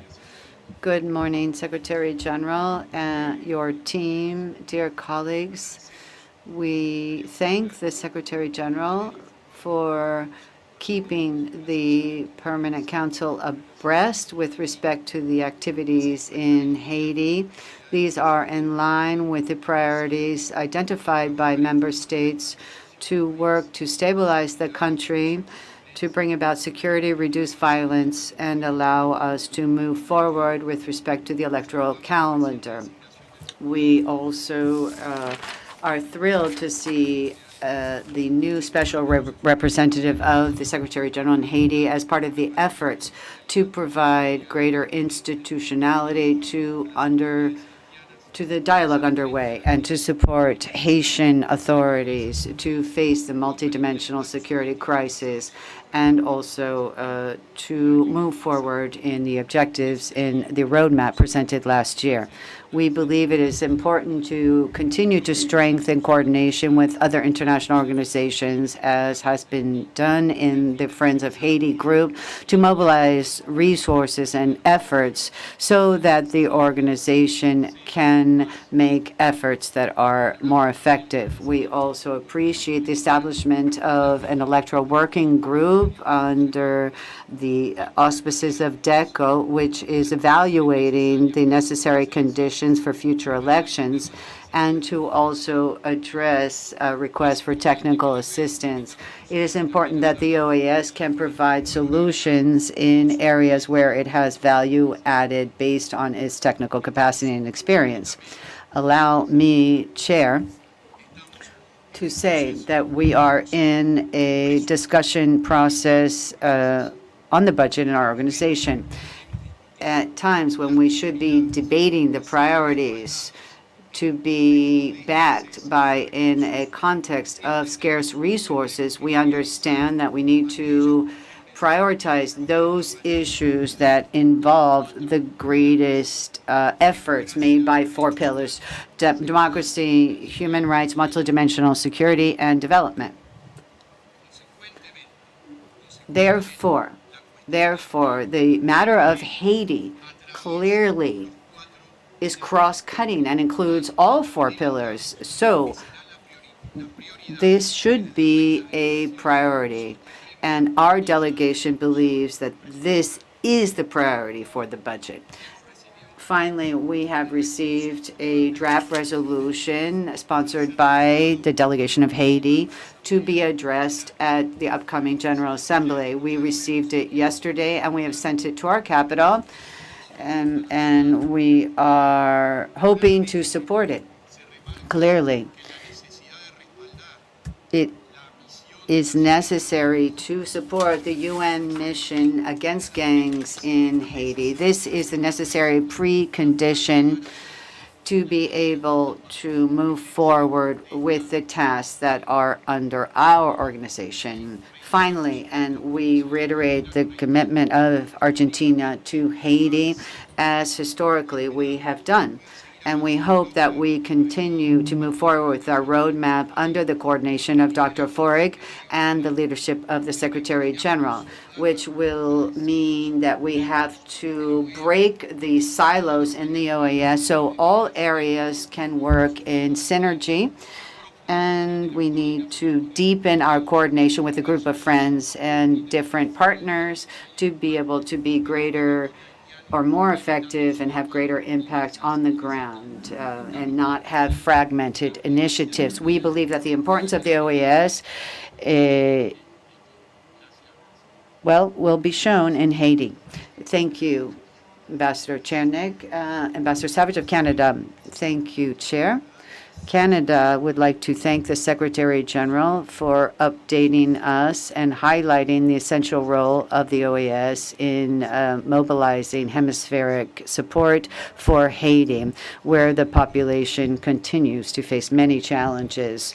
My delegation welcomes and also wishes great success to the special representative of the Secretary General in Haiti, and we also highlight the work of Cristobal Dupuy after 7 years in Haiti at the head of the office, and we hope that we can have his continued support based on his new post. We also salute the efforts of the OAS, and we want coordinated efforts to be able to continue to alleviate the suffering of the Haitian people. We want to promote stability in the country. Last February, we had an orderly transfer of the executive, the Transitional Presidential Council. We now have Prime Minister Fils Aimé.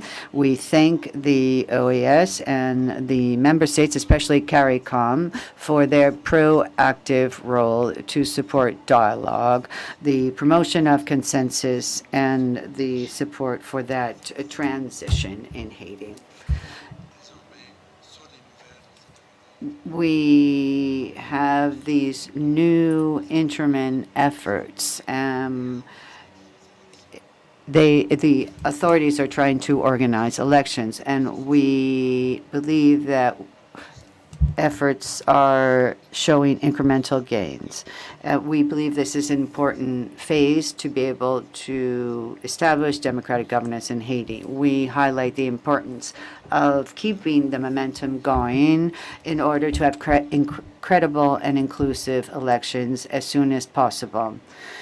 In order to reflect the will of the Haitian people, we call upon all parties involved to reach consensus and to respect the electoral calendar and to garner the trust of everyone in the process. The international community is also involved and wants to see concrete results. Neither the holding of elections nor improving of conditions in Haiti will be possible without more stability and security. Great strides have been made to implement UN Security Council Resolution 2793 that establishes a new gang suppression force since its adoption last fall. The GSF represents the best opportunity in years to help resecure and restore security in Haiti, laying the ground for a return to stability, constitutional order, and economic recovery.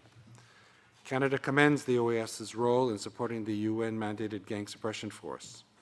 By establishing the legal and administrative framework for the Office of the Special Representative of the GSF, the OAS has enabled the timely deployment of the Special Representative and an advanced team of his staff.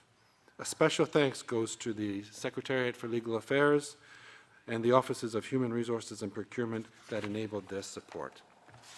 Canada calls on all OAS members to continue to support, where possible, whether financially or in kind, the success of the GSF and complementary initiatives such as the strengthening of the detention and justice systems. Such support is vital to strengthening Haiti's stability and fostering regional security. Canada most recently contributed to Haiti's security through supporting the OAS SICTE Maritime Security Conference, the Secretary General mentioned, as well as 4 newly launched projects under the Maritime Regional Security Initiative of my government.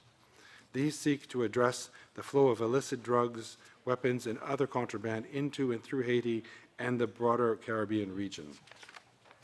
Additionally, Canada continues to support civil society-led efforts to monitor ongoing security developments and share evidence-based data about the country's political economy of organized violence and policy recommendations to reduce that violence.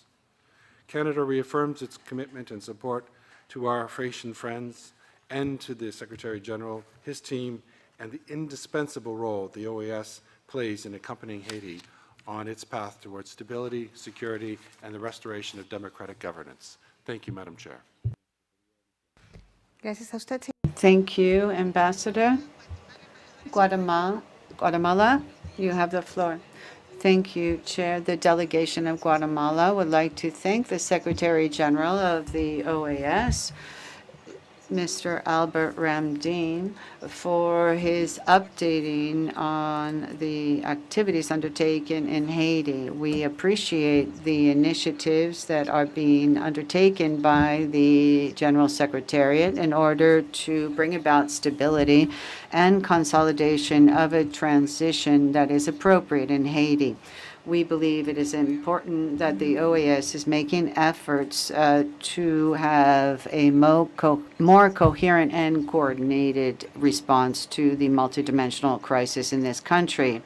We also would like to highlight the political facilitation, international coordination, and strengthening of institutional capacities and preparation of elections. We appreciate the work aimed at supporting Haitian authorities and to bring about the democratic governance and a positive security situation. We believe that the roadmap is strategic because it includes the Haitian priorities. We believe it is fundamental that these efforts continue forward while respecting the will of the Haitian people. We also would like to salute the appointment of Albert Forig as the special representative of the Secretary General in Haiti, and we wish him all the best. We reiterate our commitment to collaborate in the efforts of the OAS to help the Haitian people at this important moment. We historically have been promoting international peace, and we are proud to deploy troops in the international force in Haiti. My country believes we will send also 90 military police in August and then 60 in January. We reaffirm our support for the Haitian people and authorities.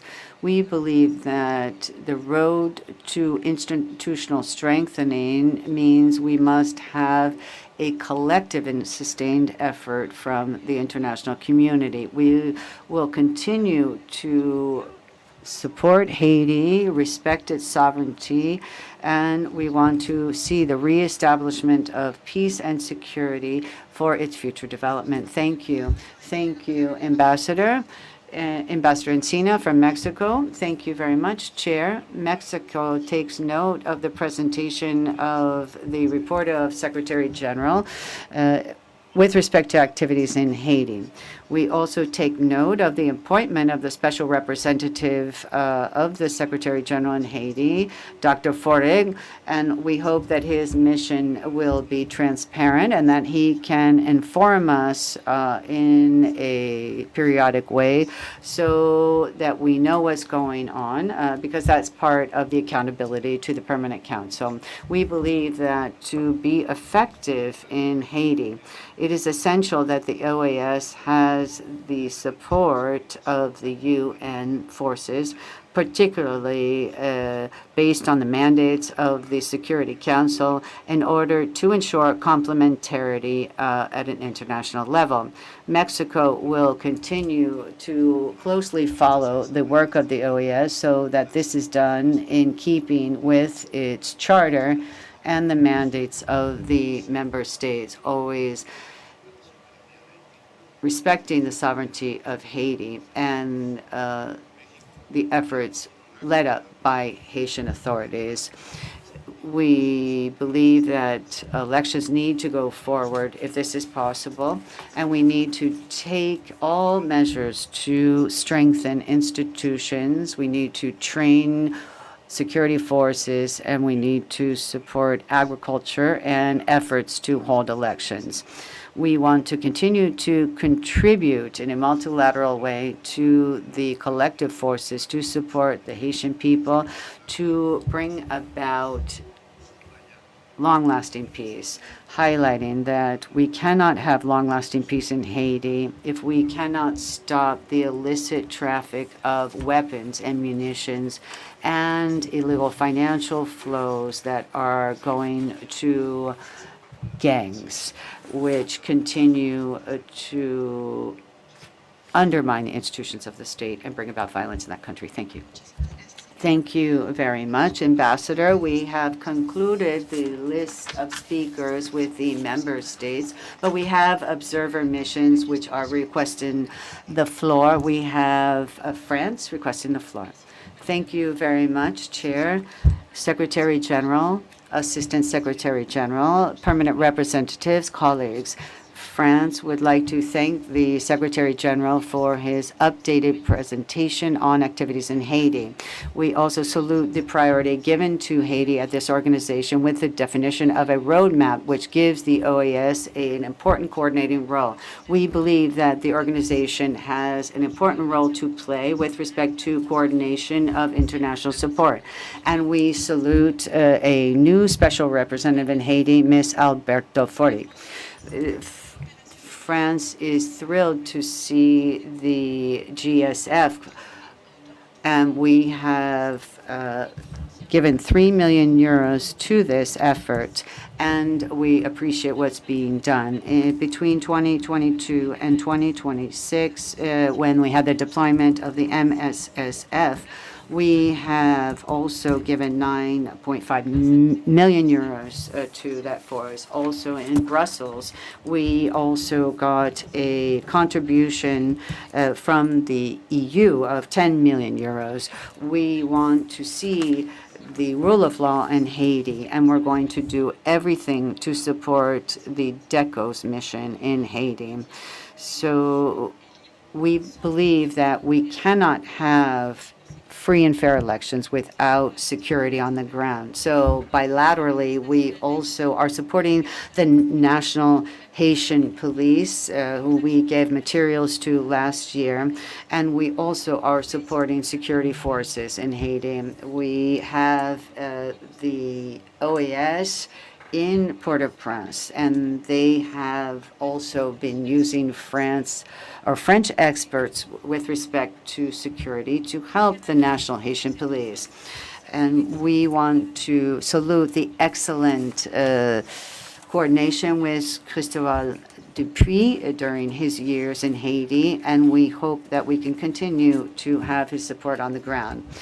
We have a conference, or the OAS organized in March a conference on maritime security, and this was very important. And we bilaterally support Haiti and multilaterally here and at the UN. We have given a full €1 million to Haiti during this time. Thank you. Merci à vous, Madame l'Ambassadeur. Thank you very much, Ambassador. We now give the floor to Spain. Ambassador Monton. Thank you, Chair. Thank you very much to the Secretary General of the OAS, Albert Ramdin, for all of the updated information he's provided on the situation with Haiti. And we recognize the efforts of the OAS to structure a response to the country's needs. And we welcome the special representative from the General Secretariat for Haiti.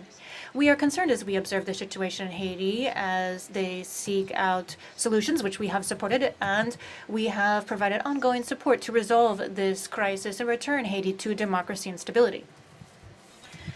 We share this idea that Haiti must lead with coordinated support from the international community in order to ensure improvements in the country's situation as it reestablishes its security and is able to hold fair, free elections and returns legitimacy to its institutions. We also agree with the general diagnostic that reestablishing security is step number one if any thing else is going to be achieved in the country, and we have supported the multinational mission to support security and contributed 3 million euros, underscoring officers from the security bodies. We are concerned that this may destabilize the entire region, and particularly its next-door neighbor, that is the Dominican Republic, which is a successful example of democratic development in the region. However, though security continues to be key, Spain also is very firm in its commitment to Haiti, also in the area of cooperation for development and humanitarian assistance.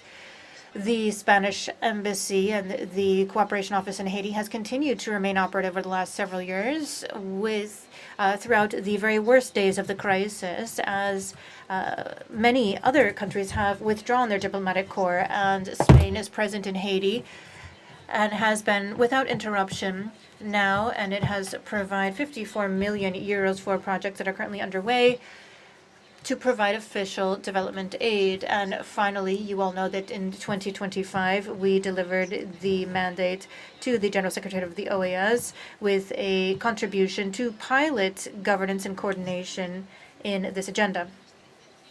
Our intention is that this year, in 2026, we will continue to support Haiti in the framework of the OAS and other multilateral fora.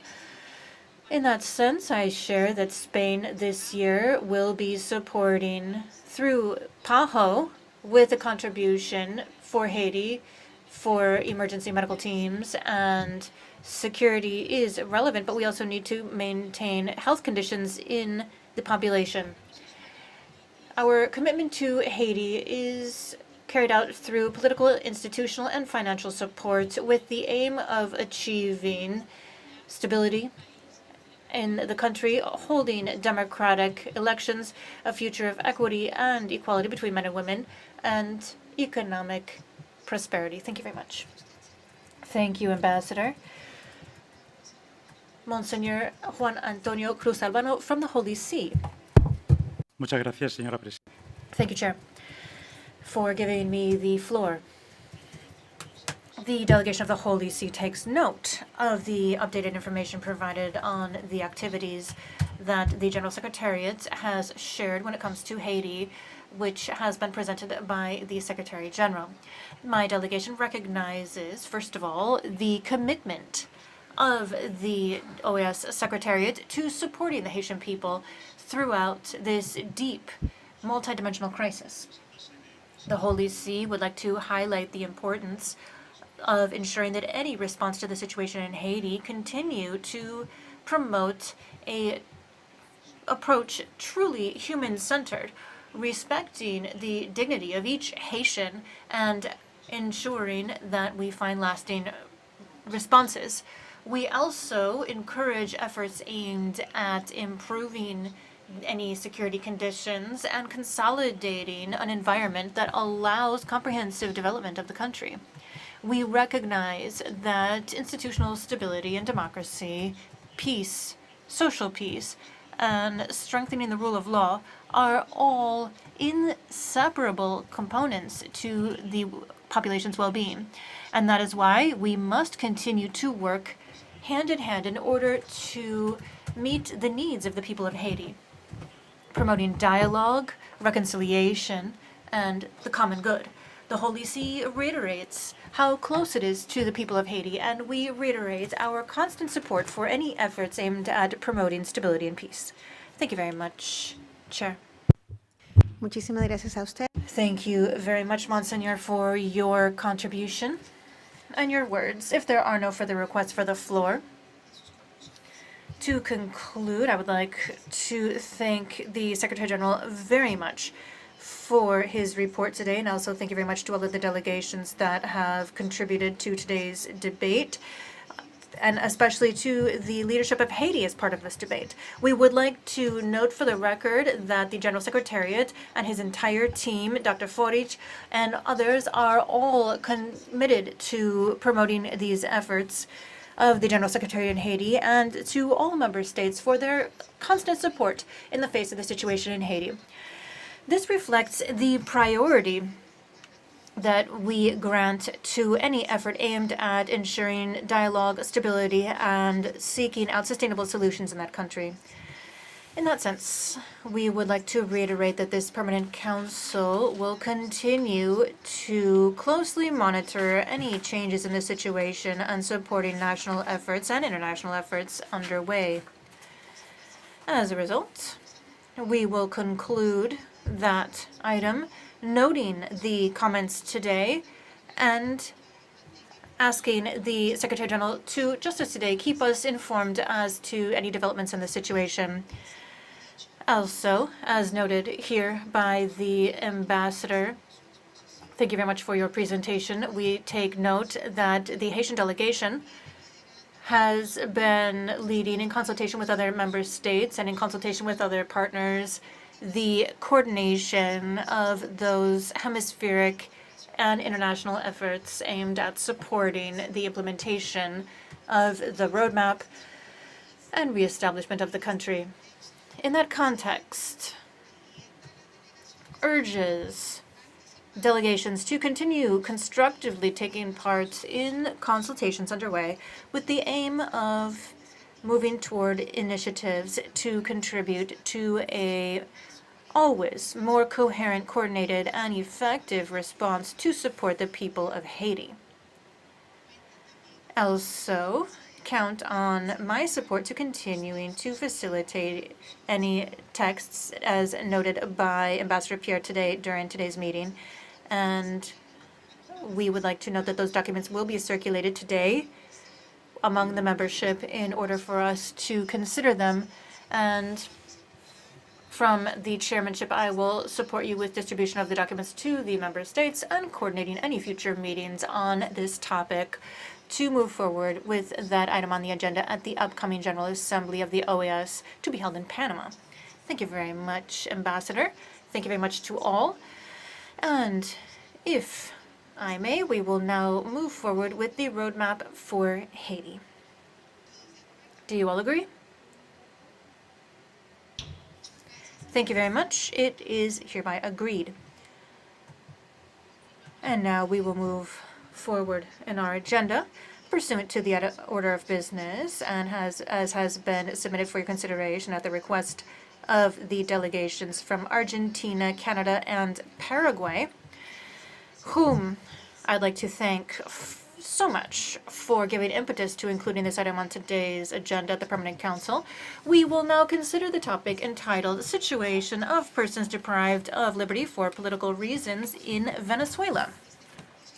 With that in mind, we had planned on a presentation from the Commissioner, Mr. Eduardo Ralón, who is the chair of the IACHR. However, he had a last-minute issue and was unable to enjoy us, and so he asked Tanya Renon, the executive secretary who represents the commissioner, to proceed to read the intervention that he had prepared. And he apologizes very much for not being able to attend today, but this was an issue of force majeure. And so without further ado, we will give the floor to Dr. Renon. And so I give you the floor for 7 minutes.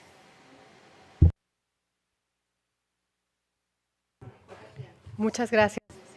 Thank you very much, Your Excellency Ambassador. Indeed, I will read the words that have been prepared by Eduardo Ralón, who suddenly had to disconnect just a few moments ago. Your Excellency Ambassador Alejandro Solano, President, Chair of the Permanent Council, Secretary General of the OAS, Ambassador Albert Ramdin, Ambassador Laura Hill, ASG of the OAS, heads of delegations, General Secretariat, advisor to the ASG, Ambassador Nicolas Lloreda, heads of delegations, permanent representatives, alternate representatives of member states, and permanent observers to the OAS. As president of the IACHR and rapporteur on the rights of persons deprived of liberty, thank you to the Permanent Mission of Argentina, Canada, and Paraguay for requesting this intervention. And first of all, I'd like to express my solidarity with the people of Venezuela. The IACHR reiterates its firm, irrefutable commitment to the defense of human rights. Without democracy, there are no human rights. Please allow me to begin with the premise that will guide what I'm going to say. There are no full human rights without democracy. Democracy is not just a decoration on the Inter-American system. It is sine qua non, and arbitrary detention for political reasons is one of the most serious expressions of the deterioration of the rule of law in Venezuela. This is not an isolated moment of excess. It is a state policy. It's sustained, and it is deliberate in nature. The Commission is not tardy to this debate. We have been documenting political prisoners in the region since the 60s. Cuba, military dictatorships in the Southern Cone, and today we are doing so with the exact same rigor. When it comes to Venezuela, in just 2025, we issued 36 precautionary measures, the majority for persons who are political prisoners. They are human rights defenders, journalists, family members of detainees, and in many cases, they are entire nuclear families. Our special monitoring mechanism, SEVE, has collected over 300 testimonies from victims. And Venezuela is now in Chapter 4B of our annual report and has been without interruption since the last 10 years. And between 2018 and 2025, we have held almost 30 thematic hearings. The evidence is overwhelming. Between July and December 2024, civil society documented 2,062 political detentions. At the end of 2025, 1,794 persons were still imprisoned, including 3 minors. In April of 2026, 454 persons continue to be political prisoners, including 44 women, 1 teenager, 286 civilians, and 186 members of the military. And this persists, and we need to say so clearly. Forced disappearance, torture, prolonged incommunication, denial of medical care, and at least 18 people have died under state custody, among them Reynaldo Araujo, Lindomar Amaro, and Alfredo Diaz. Behind each number, there is a name, there is a family. We take note of the law on amnesty for democratic coexistence, which was signed on February 19, 2026, and we recognize that this formally excludes serious human rights violations, but we cannot sit here idly. The residual clause in Article 9, which excludes actions related to foreign actors, introduces an open criminalization that can be used against members of the opposition, and eliminating any criminal history without safeguards compromises evidence for future accountability proceedings. And we see that courts and prosecutors are called on to implement it as they have in arbitrary detentions. And we can't ask an instrument for repression to suddenly become an instrument for reparations. The figures speak for themselves. The state confirms that over 8,000 have benefited from that. Civil society has registered just 186 people who are fully liberated, while 554 continue to live under precautionary measures. For example, they're unable to leave the country. They have to periodically check in with officers. They can't be out in public or speak to the press. This isn't liberty. This isn't freedom. This is probation. And please allow me to say so clearly because the times require it. First of all, any arbitrary detention must immediately end. And we demand full freedom for all political prisoners and prisoners of conscience. Partial liberations are not any fulfillment of the state's obligations. Secondly, we demand full, verifiable access to public information, official lists of persons who have been detained, tried, and given amnesty. We want names and we want the status of their proceedings. Opacity is just one more form of violation here. Thirdly, we demand absolute protection from torture and structural reforms to guarantee non-repetition and reestablishment of democracy. Fourth, we reiterate with greatest firmness that we need urgently an in situ visit to Venezuela with unrestricted access to prisons. And the question isn't if the ICHR is willing to do this, because we are. The question is if the Venezuelan government is. And I will conclude by stating that the Commission will not normalize what should not be normalized. It will not accept as progress just gestures, and we will not stop saying directly what is happening and calling it by its name. It is a state policy of repression that the inter-American system has a duty to confront. We reiterate our full commitment to the people of Venezuela and to restoring the rule of law. Thank you very much. Thank you very much for your presentation on behalf of Commissioner Ralón, the President of the IACHR. And now I have Ambassador Ronald Sanders from Antigua and Barbuda requesting the floor. Thank you very much, Madam Chair. First of all, I thank the permanent missions of Argentina, Canada, and Paraguay for placing this matter before the Council. And I welcome the update from the Inter-American Commission on Human Rights. The information presented to us remains deeply concerning. We note the release of a number of detainees in recent months, including under the amnesty law. But the release of some cannot obscure the continued detention of others, nor reports of new arbitrary arrests in violation of both domestic and international law. Reports indicate that persons remain deprived of liberty for political reasons, that due process concerns persist, and that conditions of detention continue to raise serious human rights questions. Greater transparency is therefore essential. There should be clear and verifiable information on who has been detained, who has been released, and who remains in custody, and on what legal basis. Antigua and Barbuda speaks on this matter from a clear democratic standpoint.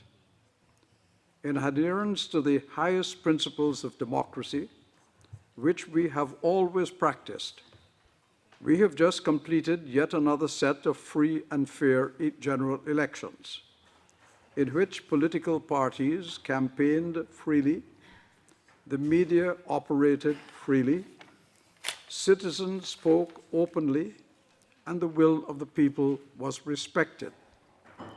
It is from that standpoint that we support the release of all persons arbitrarily detained for political reasons.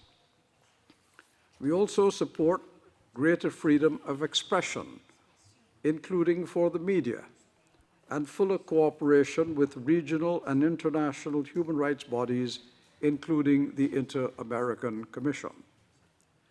We are also mindful that Venezuela is not represented in this Council, having chosen to withdraw from the OAS in 2017 at a time when the organization was considering the grave deterioration of democratic governance and human rights in that country.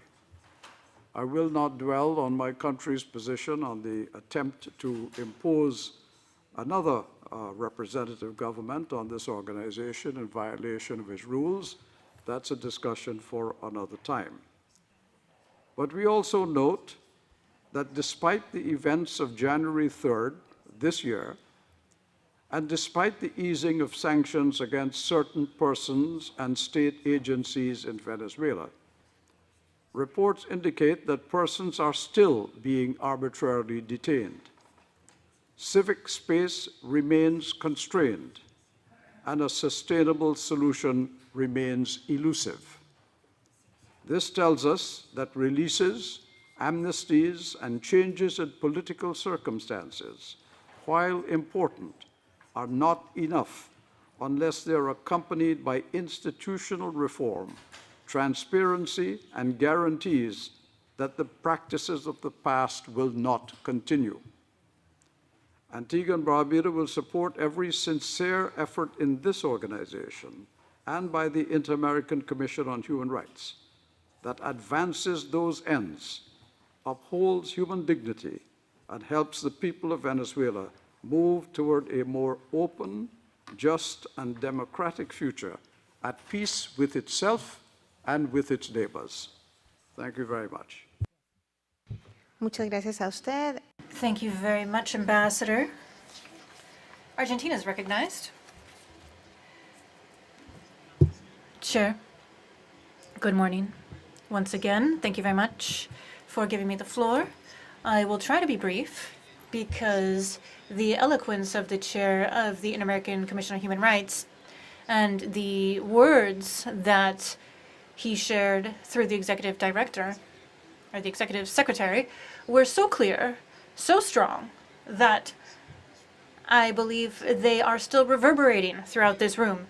And I believe that this is an excellent intervention which left very clear what is the situation that they are living through in Venezuela when it comes particularly to the situation of political prisoners, as well as those who have been victims of forced disappearance. We understand, and this is why we took the initiative of asking that we debate this and talk about it, that we address it in the framework of this council, because it is we need to keep this on the agenda at the council. And I will continue to insist that for the ICHR to hold an in-situ visit, which we have already requested from this permanent council, is necessary. We understand that, and we staunchly believe, that this organization must be the voice of those who have no voice in any context of systematic human rights violations. As we have already stated on many occasions, the health of our democracies depend also in great measure on the fact that democracy be present in all countries of the hemisphere. I believe that the OAS Charter, the Inter-American Democratic Charter, and the tools of the Inter-American human rights system were not designed to simply be invoked during times of normalcy. They were created for times just like this, when democracy is impacted, when power is exercised without control, when people are persecuted for their ideas and the state becomes an instrument of repression. And this organization must support and promote concrete solutions aimed at restoring democratic order in Venezuela, freeing all political prisoners, and reestablishing the constitutional guarantees and effectively returning to the rule of law. We must also strengthen preventive diplomacy in the region, and we understand that not as a tool for making pronouncements, but actually timely steps, institutional cooperation, and trust between member states. Hemispheric experience has shown that early actions channeled through the OAS with full respect for its instruments allow us to identify risks, open spaces for dialogue, build national capacities, and avoid political or institutional tensions that lead us on the slippery slope toward deeper crisis. This is for the benefit of all member states in order to contribute to preserving democracy, strengthening institutions, and protecting fundamental freedoms while building a regional climate of cooperation based on shared responsibility. I believe that there is a glimmer of hope in Venezuela, but that doesn't mean that we can rest on our laurels and believe that everything is fine when we still have political prisoners and the disappeared in Venezuela, and we need to continue keeping this item on the agenda. The OAS needs to be attentive and ensure that its instruments can be operational and ensure that we have full democratic processes in Venezuela. And finally, I will conclude by reiterating our commitment to freedom for all political prisoners in Venezuela, with respect for all of their fundamental freedoms, for all individuals who have been deprived of their freedom, with re-establishment of full democracy in Venezuela. Freedom, democracy, human rights are values that cannot be separated from this organization. We need to live up to those very values. Thank you very much, Chair. Muchísimas gracias. Thank you very much, Ambassador. Now I give the floor to Brazil. Ambassador Belli, please go ahead. Thank you, Chair. Brazil has on many occasions reiterated its concern with the issue of Venezuela and the political prisoners in that country. We salute the partial liberation of those prisoners in Venezuela as a significant step forward as the domestic political environment improves, and we encourage the local authorities to continue moving forward with investigations on potential human rights violations with impartiality and full commitment to due process. We believe that advancements in human rights, including reviewing cases of arbitrary detention, will significantly contribute to promoting a climate of trust for national reconciliation and returning to broad, inclusive, and representative dialogue. We also, therefore, renew our call to the government of Venezuela to move forward with trust measures, including reviewing cases of detention, accountability for the perpetrators of human rights violations, and engagement from regional and international human rights mechanisms. We also reiterate our commitment to strengthening the work of the IACHR. Its impartiality must be sustained and protected at all times. We want an IACHR to maintain itself away from politicization and political activism, and we call for a constructive approach to promote dialogue and actually involve distancing between regional actors. And we believe that a balanced approach is essential to preserving credibility and the relevance of the human rights system in our organization without being confused with any form of condescendence in the face of this evidence of injustice and violations in Venezuela or any other country. In particular, we must avoid being selective as we address the issue of human rights. We cannot sit by silently in the face of setbacks and threats of setbacks of those rights, whether in Venezuela or any other country in the Americas. Weakening human rights in any country of the region always ends up affecting all of us. We also cannot allow the cause of human rights in Venezuela or any other country be weaponized to legitimize activities that undermine the sovereignty of countries or the principles and rules of international law enshrined in the UN Charter and the OAS Charter. Thank you very much. Gracias a usted. Thank you, Ambassador. Colombia has the floor.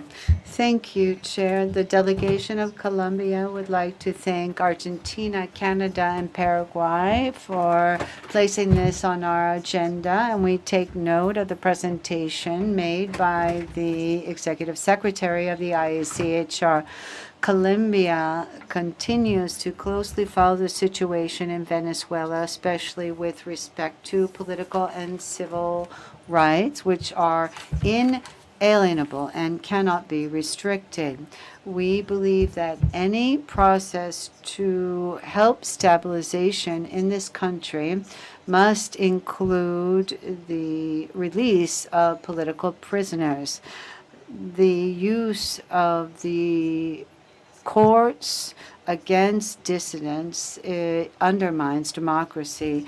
We reiterate our concern with respect to arbitrary detentions and also the conditions of jailing those who have been detained, also practices of keeping people incommunicado. We want to see the verification of the conditions that people are facing in jail and to make sure that they are being treated fairly. We believe that we need to have in-local visits, and we hope the IACHR will continue to follow up on these violations of human rights as established in the American Convention on Human Rights. We are concerned that the obligations of Vienna are not being complied with, particularly with respect to access to consular assistance. This ensures contact with Colombian consular authorities as well as ensuring procedural rights. Bilaterally, we have a meeting coming up on the 25th to look at the legal condition and status of Colombians that have been detained. We hope that will allow us to move forward with our concerns and have them addressed. During the Human Rights Council meetings, we were very participative in these meetings, and we participated in also drafting a report on Venezuela. And we've also been doing a lot of work with the UNHCR. International scrutiny is fundamental to effectively protect human rights. Chair, the validity of human rights, the respect for fundamental freedoms, and strengthening of democratic institutions are indispensable to have coexistence in our region and also to be able to move forward with a sustainable solution in Venezuela. We are committed to peace and democracy in Venezuela and in keeping with the Charter of the OAS and the Inter-American Democratic Charter. Thank you. Thank you very much. Ambassador Savage, you have the floor. Thank you, Chair. Canada, first of all, would like to express its recognition to the IACHR for presenting this report and its ongoing engagement to defend human rights in Venezuela and throughout the continent. Canada's position with respect to human rights in Venezuela and the release of political prisoners in Venezuela is well known. The sustained work of the Inter-American Commission on Human Rights with over more than 2 decades in monitoring and reporting on human rights in Venezuela. We express deep concern over the continued deprivation of liberty of persons detained for political reasons. We therefore echo the calls of many of us around this table for the immediate and unconditional release of all arbitrarily deprived persons for their liberty of political expression. Canada also reiterates its call for an in loco visit by the Inter-American Commission on Human Rights so they may directly assess conditions and report independently on human rights in Venezuela. The future of Venezuela must be determined by the Venezuelan people. Respect for human rights, including civil and political rights, must guide that path forward. Thank you, Madam Chair. Gracias a usted, señor. Thank you, Ambassador. Costa Rica has the floor. Chair. Executive Secretary Tania Renom, distinguished delegations. We thank Argentina, Canada, and Paraguay for placing this item on our agenda, and we thank the IACHR for its updated report. The information presented confirms our concerns. There are still arbitrary detentions going on using of courts against dissidents, which undermine fundamental rights. Behind these statistics, we have people, families, and lives which are marked by pain and concern for the institutions in Venezuela. We want to see democracy and harmonious coexistence in Venezuela. We want to highlight the importance of keeping this item on our agenda and on our radar. We need to have monitoring of the situation, and the IACHR can do this. We need to highlight the need to respect judicial independence and also to call for the release of persons who have been detained based on political reasons. Finally, we highlight the value of having the international community support efforts to have respect for human rights in Venezuela. This council has a clear responsibility.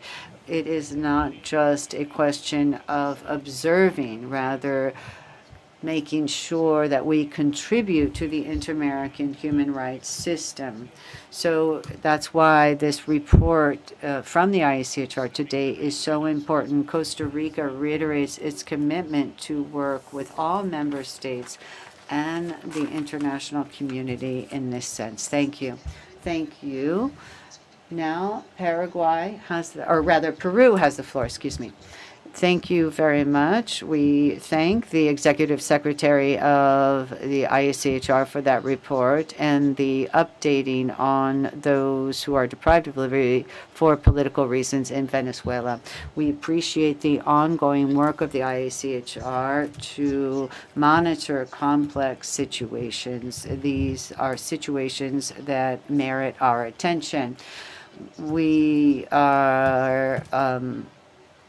lament to see that there continues to be people who are arbitrarily detained, and the IACHR shows that there is this unfortunate pattern in the country.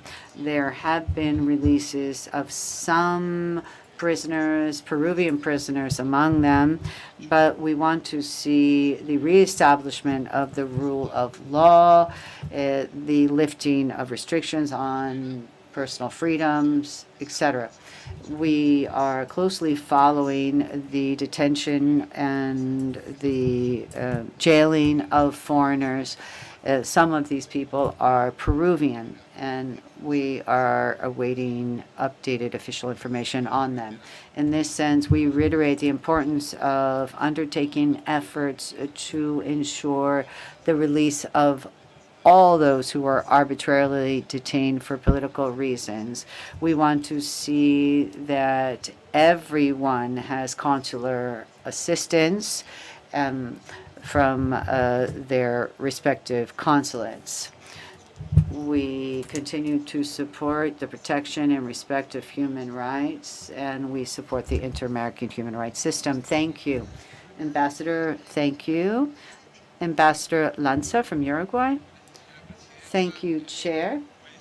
Uruguay would like to thank the Inter-American Commission on Human Rights for the update today on the situation of persons deprived of liberty for political reasons in Venezuela.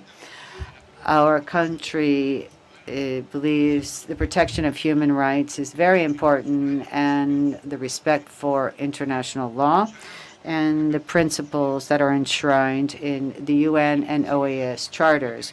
In 2025, we heard at the CAJP different reports in this sense.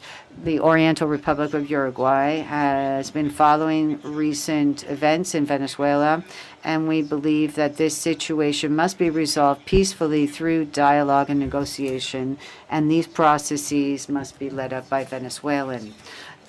We believe that the reestablishment of representative democracy and fundamental liberty in keeping with the Inter-American Democratic Charter is indispensable for peace and development in Venezuela and in the region. We believe that we must have the release of all political prisoners. This is necessary for a genuine and constructive political dialogue. We must have national reconciliation and long-lasting solutions for the Venezuelan people. the adoption of the amnesty law for democratic coexistence approved by the National Assembly in February has had an impact. Many people or many political prisoners have been released. However, the suspension thereof creates uncertainty with respect to how the government is going to act and how we are going to release those who are still in jail for political reasons, more than 400 people. We highlight the processes that are underway, and we hope that these will be transparent and will provide guarantees to the Venezuelan population. We appreciate the updates from the IACHR on this law and its impact with respect to violations of human rights in the future. Finally, we hope there will be a peaceful transition that can reestablish the effective protection of human rights. The role of the IACHR in this process must be based on its mandate and the instruments that exist. The IACHR has historically contributed to democratizing states that have been led up by authoritarian regimes, and we hope that these recommendations can help the return to democracy in Venezuela. We would like to see constructive, inclusive, democratic dialogue that contributes to the efforts to recovering institutions and the full validity of human rights in Venezuela. Thank you, Ambassador. Paraguay, Ambassador Florentine. Thank you very much, Chair. We'd like to thank the Executive Secretary of the IACHR, Tania Renon, in representation of Commissioner Eduardo Raldón, for updating us on the situation of those deprived of liberty in Venezuela for political reasons. We appreciate the ongoing work of the IACHR to monitor the HR situation in Venezuela and also its support of victims and their families. We want to reiterate a fundamental principle. We cannot have full democracy without respect for the right to freedom of expression and participation in political life.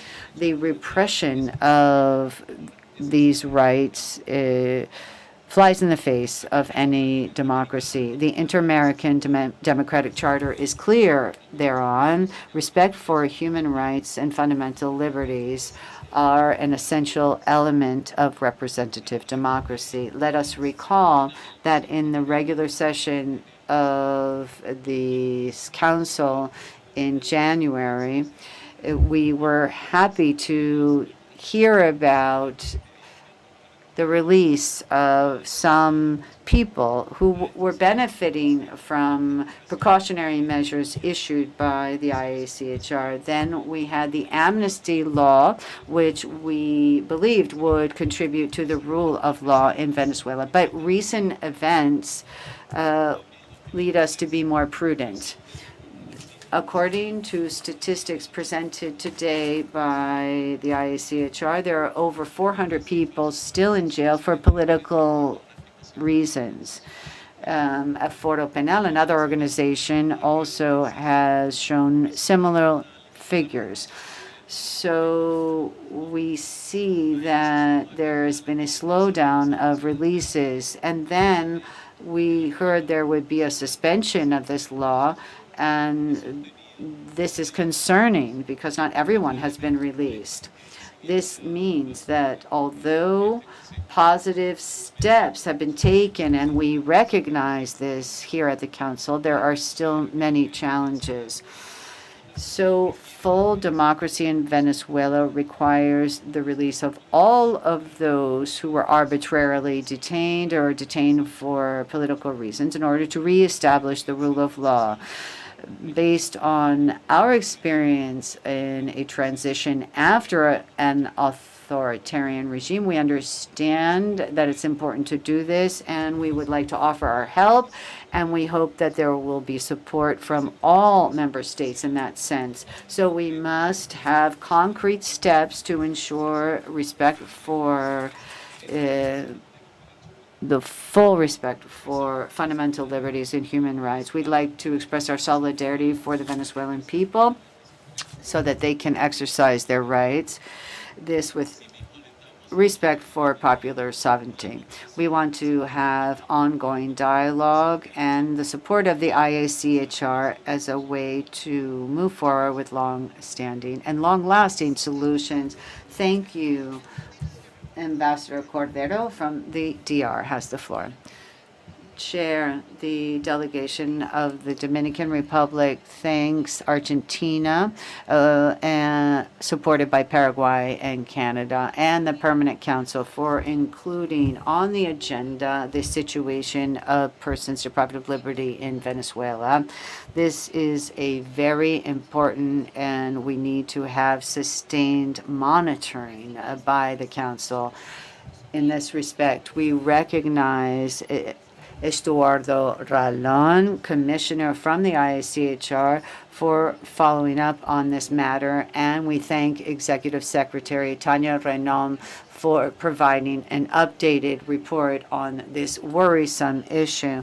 The DR, in its intervention in January of this year, where we addressed this matter, welcomes the release of persons detained for political reasons in Venezuela, recognizing this as a positive step which helps national reconciliation and also helps victims and their families. However, we must highlight that since those initial releases, we have not seen significant steps forward. So this creates concern at an international level and showcases the fact that we need to pay closer attention to this situation. More than 400 people are still deprived of liberty for political reasons without procedural guarantees. And so we need sustained steps to have unconditional release of those who have been detained for political reasons. This is necessary to have full respect for human rights and to move forward with reestablishing the confidence in the rule of law. In this sense, the DR reiterates its firm support for all steps to ensure the respect for human rights and to have concrete solutions for those who are arbitrarily detained. We reiterate our commitment to the fundamental principles enshrined in human rights instruments, specifically the freedom of expression and the freedom of assembly as essential pillars for all democratic societies. We trust that the Permanent Council will continue to promote full respect for human rights of all persons in Venezuela. Thank you very much. Thank you very much, Ambassador. Ambassador Escobar from Guatemala. Thank you, Chair. My delegation would like to thank the Secretary of the IACHR for her presentation on behalf of Estuardo Ralón and the ongoing work of the Commission with respect to monitoring the situation of human rights in Venezuela. With respect to this matter, we reiterate our commitment to promoting the rule of law and human rights throughout the hemisphere. The Inter-American system is an essential pillar with respect to fundamental liberties and to strengthen democratic institutions in the region. We are concerned about the findings presented, especially arbitrary detentions, forced appearances, harassment, and lawfare, and other practices against defenders of human rights, members of civil society, and journalists. This has been documented in the Inter-American system and the universal system of human rights. We recognize recent releases, but we need to have the release of all those deprived of liberty for political reasons violence in Venezuela. In that context, we highlight the importance of due process, an independent judiciary, fundamental liberties of those deprived, and a diligent investigation of all reports of violations of human rights. We recognize the importance that the importance of having international community involved in protecting human rights in Venezuela and reestablishing institutions in the country. We reiterate our support for the work of the IACHR, and we thank them for their ongoing monitoring of the situation in Venezuela in keeping with their mandate to promote and respect human rights in the Americas. Thank you. Thank you, Ambassador. Panama, you have the floor, Ambassador. Thank you very much, Chair. Panama would like to, first of all, express its thanks for including this item on the order of business of the Permanent Council, and we recognize the presentation of Commissioner Edouard Estalón, and we thank him for his role in the Inter-American System for Human Rights. This is key for the IACHR to exercise its mandate to follow up on violations of human rights in the region. This technical updating, which has been presented by Commissioner Ralón, provides the facts so that member states can analyze the situation of political and human rights. We see situations that mean we need to continue to strengthen our monitoring, because we need to make sure that anyone who is detained in a legal way. It is also essential to ensure conditions which will then allow people to have defense attorneys, access to their families, and good conditions in jail. The respect for judicial process and the respect for human rights are fundamental pillars for democracy. The strengthening of independent institutions, effective access to justice, and also monitoring of fundamental liberties are indispensable to be able to consolidate solid democracies. The document presented by the IACHR, complemented by the 2025 annual report, show a difficult situation and need to be objectively analyzed by the Permanent Council. We are concerned about the deterioration of democracy in Venezuela. For example, we have a concentration of power. We have limitation of an exercise of political rights. We also see persistent patterns of violations of human rights, such as arbitrary detentions and restrictions on due process, especially against those perceived as being in the opposition, human rights defenders, and journalists. With respect to international standards, we must have the enforcement of legality. We cannot have detentions because people are exercising their political rights. The use of courts to go after the opposition, that is illegal. Prolonged detention is against the Mandela standard, which means that people have no access to their defense attorneys or their family. These are legal obligations at an international level, and they must be respected by member states. Their breach not only affects those directly involved, but also erodes confidence in institutions and undermines democracy. At the same time, Chair, we believe it is essential that the monitoring of this situation be done in keeping with universal standards. Regional experience shows that we need to have channels of dialogue so we can have the reestablishment of solid institutions and full respect for human rights. We need to have conditions that allow for effective exercise of political rights, transparent elections, access to an independent judiciary, and access to fundamental liberties. This is key in the Inter-American Democratic Charter. Panama reiterates its commitment to the Inter-American human rights systems and to the peaceful resolution of disputes. And finally, Chair, we make a call for this council to continue to address this situation objectively based on Inter-American standards and putting at the center the dignity of all persons and respect for fundamental liberties. Thank you very much, Ambassador. Ambassador Encinas from Mexico, you have the floor. I regret that Commissioner from the IACHR could not be here, but we thank the Executive Secretary for presenting this report on his behalf.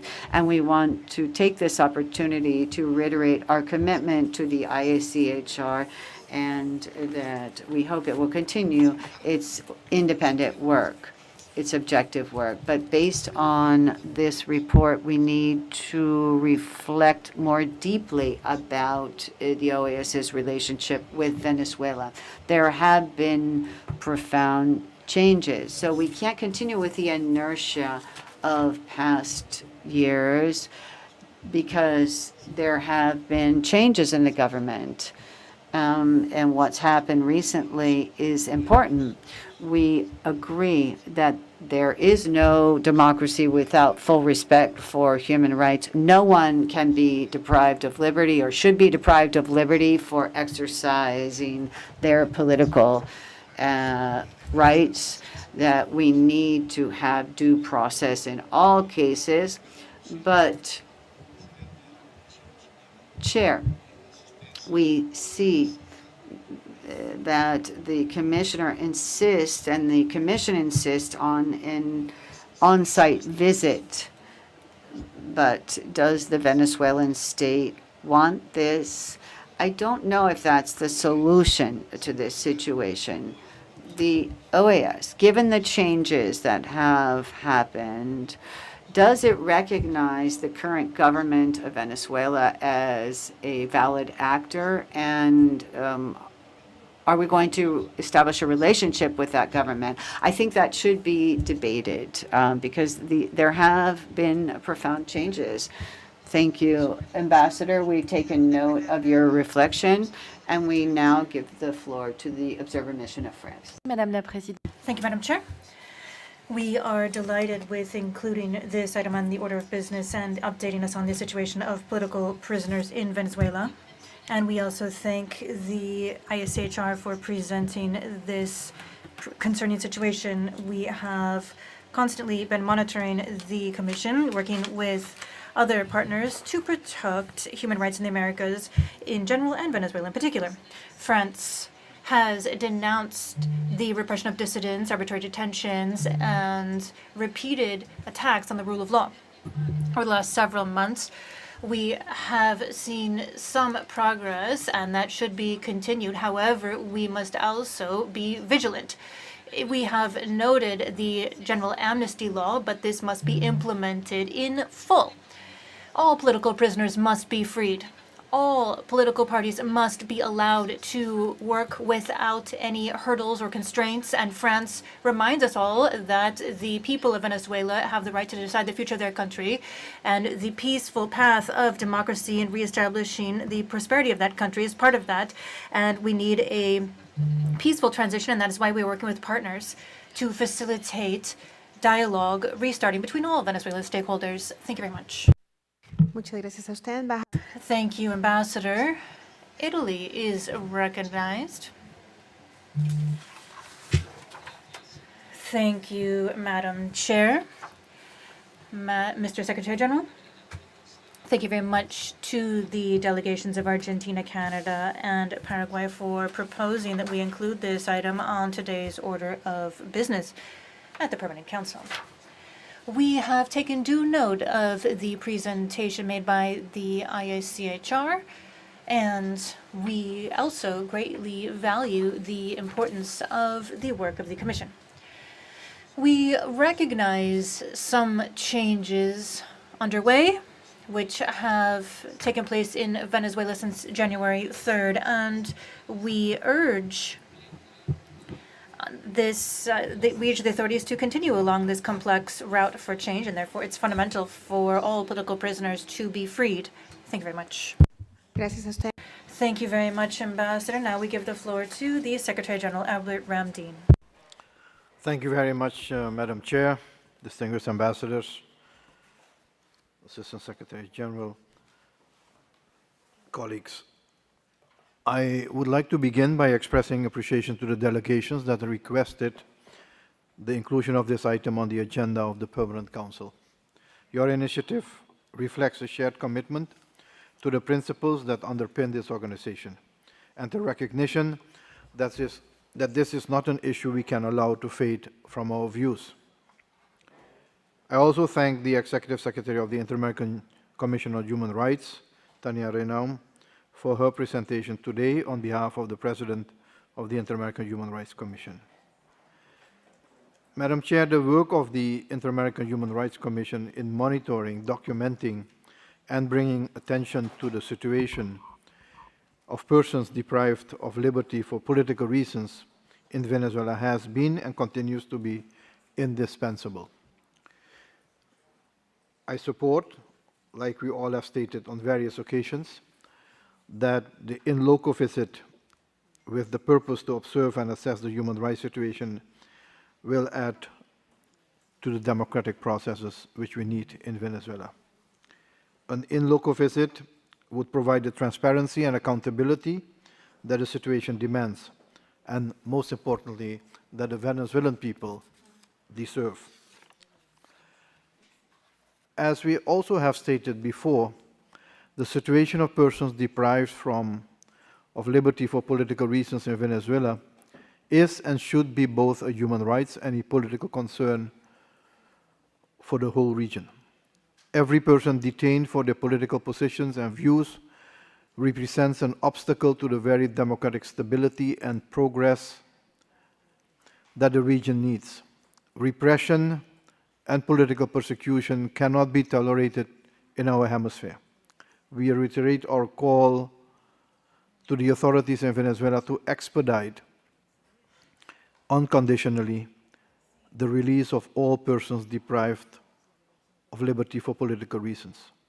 We welcome every liberation that has taken place, and in the same spirit, we call on the authorities to increase the pace and the comprehensiveness of their measures, also in light of facilitating a process of durable transition. The Organization of American States, based on its purpose, goals, responsibility, and mandates, is here to safeguard democracy, defend human rights, promote development and stability, and strengthen multidimensional security to ensure our hemisphere is and stays a zone of peace. This is not only, distinguished representative, this is not only a Venezuelan issue. It is a regional urgency and a hemispheric responsibility. Precisely because of these principles, I have also stated that Venezuelan authorities must ensure that the appointment processes for the Attorney General and the Ombudsperson meet international standards of transparency, merit, and citizen participation. The designation of authorities who provide credible guarantees of independence for all sectors of society can represent a fundamental step towards national reconciliation. Madam Chair, the stability of our region depends on our collective response. A stable, democratic Venezuela is good for its people and good for the whole hemisphere. In these circumstances, the role of the Organization of American States, in our view, will be key as an institutional space for dialogue and possibly collective action following, of course, reflection with the mandates which we have received and the confidence placed in it by the member states. We must highlight the potential value of the OAS as an honest broker, able when so requested. The OAS stands ready to support Venezuela and our member states through complementary and mutually reinforcing lines of action aimed at restoring confidence, strengthening democratic institutions, improving public management, and fostering sustainable governance. Our Secretariat stands ready to facilitate dialogue, support institutional reforms, assist in electoral matters, and work alongside civil society and other relevant actors. We act and we will continue to act as a cooperative partner, a trusted partner, fully respecting sovereignty while fulfilling our mandate to defend human rights and democratic governance. Venezuela's path forward, like that of any state in this hemisphere, must be grounded in the will of its people. The OAS is not here to impose solutions. We are here to support them forwards, to support towards a path of representative democracy, political stability, and prosperity. Allow me to reiterate, distinguished ambassadors, that in all we do, we must acknowledge the right of the Venezuelan people to determine their own future. We must affirm that discussions and efforts should remain guided by the interests and the well-being of the people of Venezuela. We call on all actors within Venezuela and across the hemisphere to embrace shared responsibility, to act collectively, sustain dialogue, and a commitment to work together for a peaceful and prosperous future for Venezuela, its people, and all of the Americas. Thank you very much. Muchas gracias a usted, secretario. Thank you very much to the Secretary General. And with that, we have concluded the deliberations. Thank you very much to Commissioner Ralón for the presentation on the presentation on behalf of Commissioner Ralón.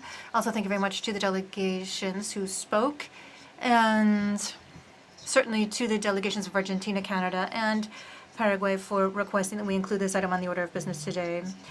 I would like to underscore the importance of maintaining at the very heart of our work the promotion and protection of human rights in the region. This commitment is fundamental for strengthening democracy, the rule of law, and the dignity of all persons in all of our member states, including, certainly, this situation in the Bolivarian Republic of Venezuela, which continues to receive the attention of this Council. And in that sense, I'd like to reiterate the willingness of the Chair to continuing to monitor these topics in the framework of my competency and pursuant to our own rules of procedure, thus contributing to any efforts aimed at ensuring effective respect for human rights in the region. If there are no objections, it is hereby agreed. Thank you very much. We will now move right into, first of all, thank you very much for participating. And those who need to leave the table may leave. Thank you very much, Secretary General, Dr. Reynon, members of the IACHR. Thank you very much for all of your contributions. And now, next item on the order of business, and at the request of the delegation of Brazil, this council will now be commemorating the International Day of the Portuguese Language. This date was proclaimed by UNESCO and is celebrated every May 5th. And it highlights the cultural wealth and the role of the Portuguese language as a bridge for communication and understanding between nations.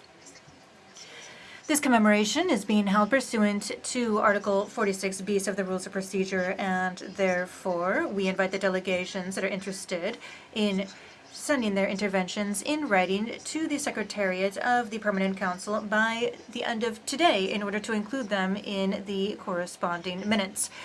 And we've also been told that pursuant to Article 46 bis, the permanent mission of Mexico to the OAS has coordinated a statement on behalf of several different member states, and I would like to ask the plenary if you can give me an exception in order to give a group of states the floor. I understand it's more than 10, and for more than 10 minutes. If you don't have any objections, we will proceed as such, according to Article 46 bis. It is agreed. We would like to ask the Secretary to please project the video with the intervention from Ambassador Maria de Fatima Jardim, the Executive Secretary of the Community of Portuguese-Speaking Countries. Please go ahead, Secretariat.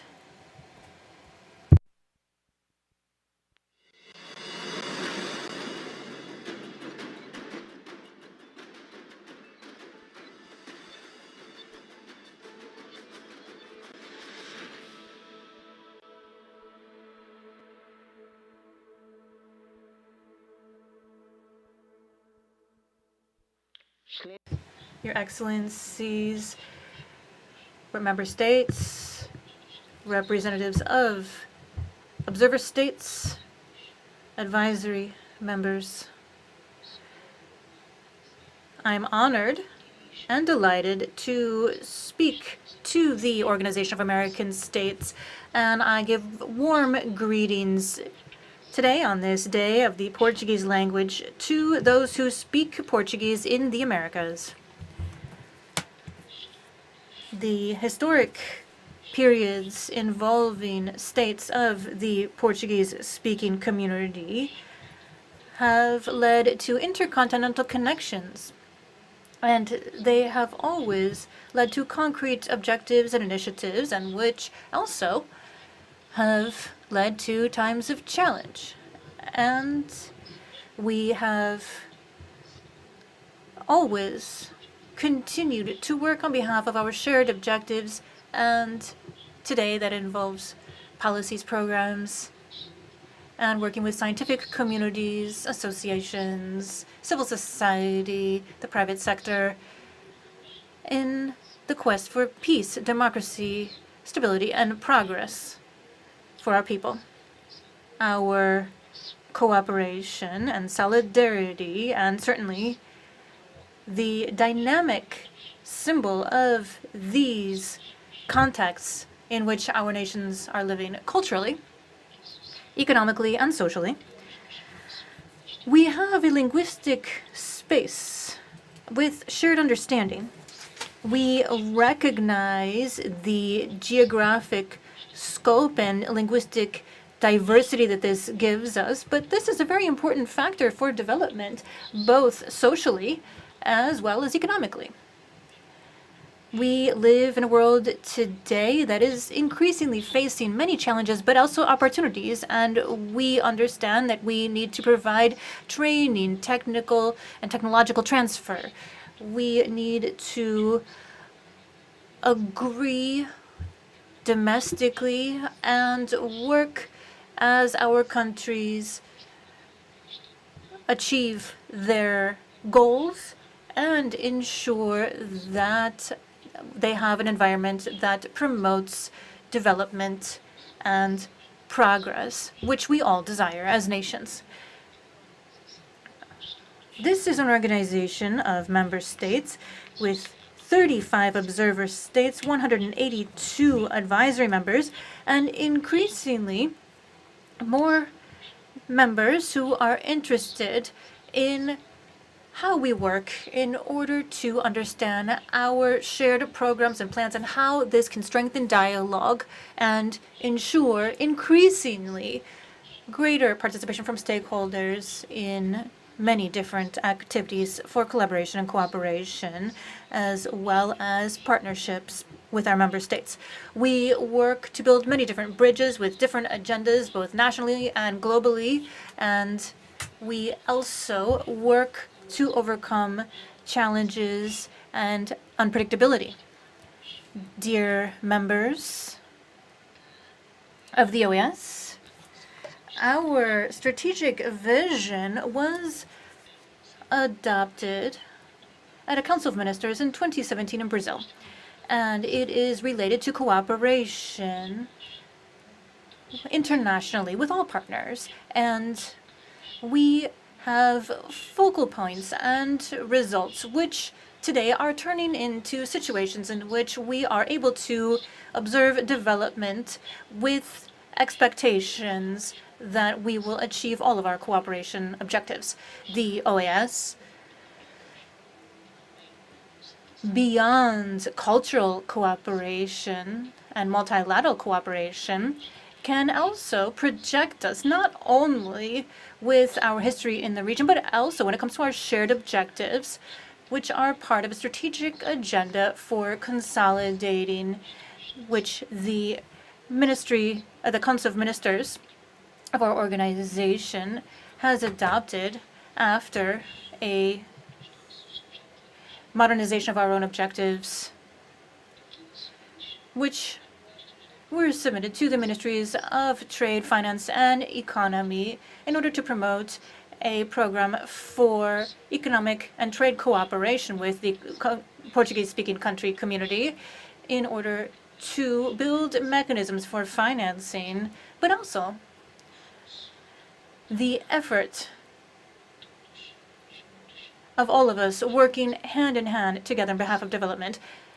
Thus, our Portuguese language is something that integrates, it brings us together, it celebrates linguistic diversity in the international arena, and we would like to ally ourselves with what is possible in order to work united with the OAS as we face the same challenges that we naturally share, and also our shared objectives, which will allow us to overcome inequality, build solidarity, and also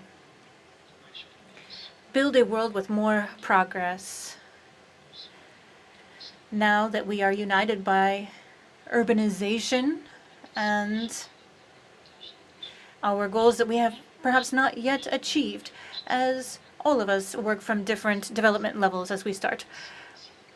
We see technology, science, and there are areas where we can build partnerships with all of our programs to build a new era, a new decade in which we promote science, education, economics. We integrate the 2030 objectives, which we all hope to achieve as we incorporate a new vision of the private sector.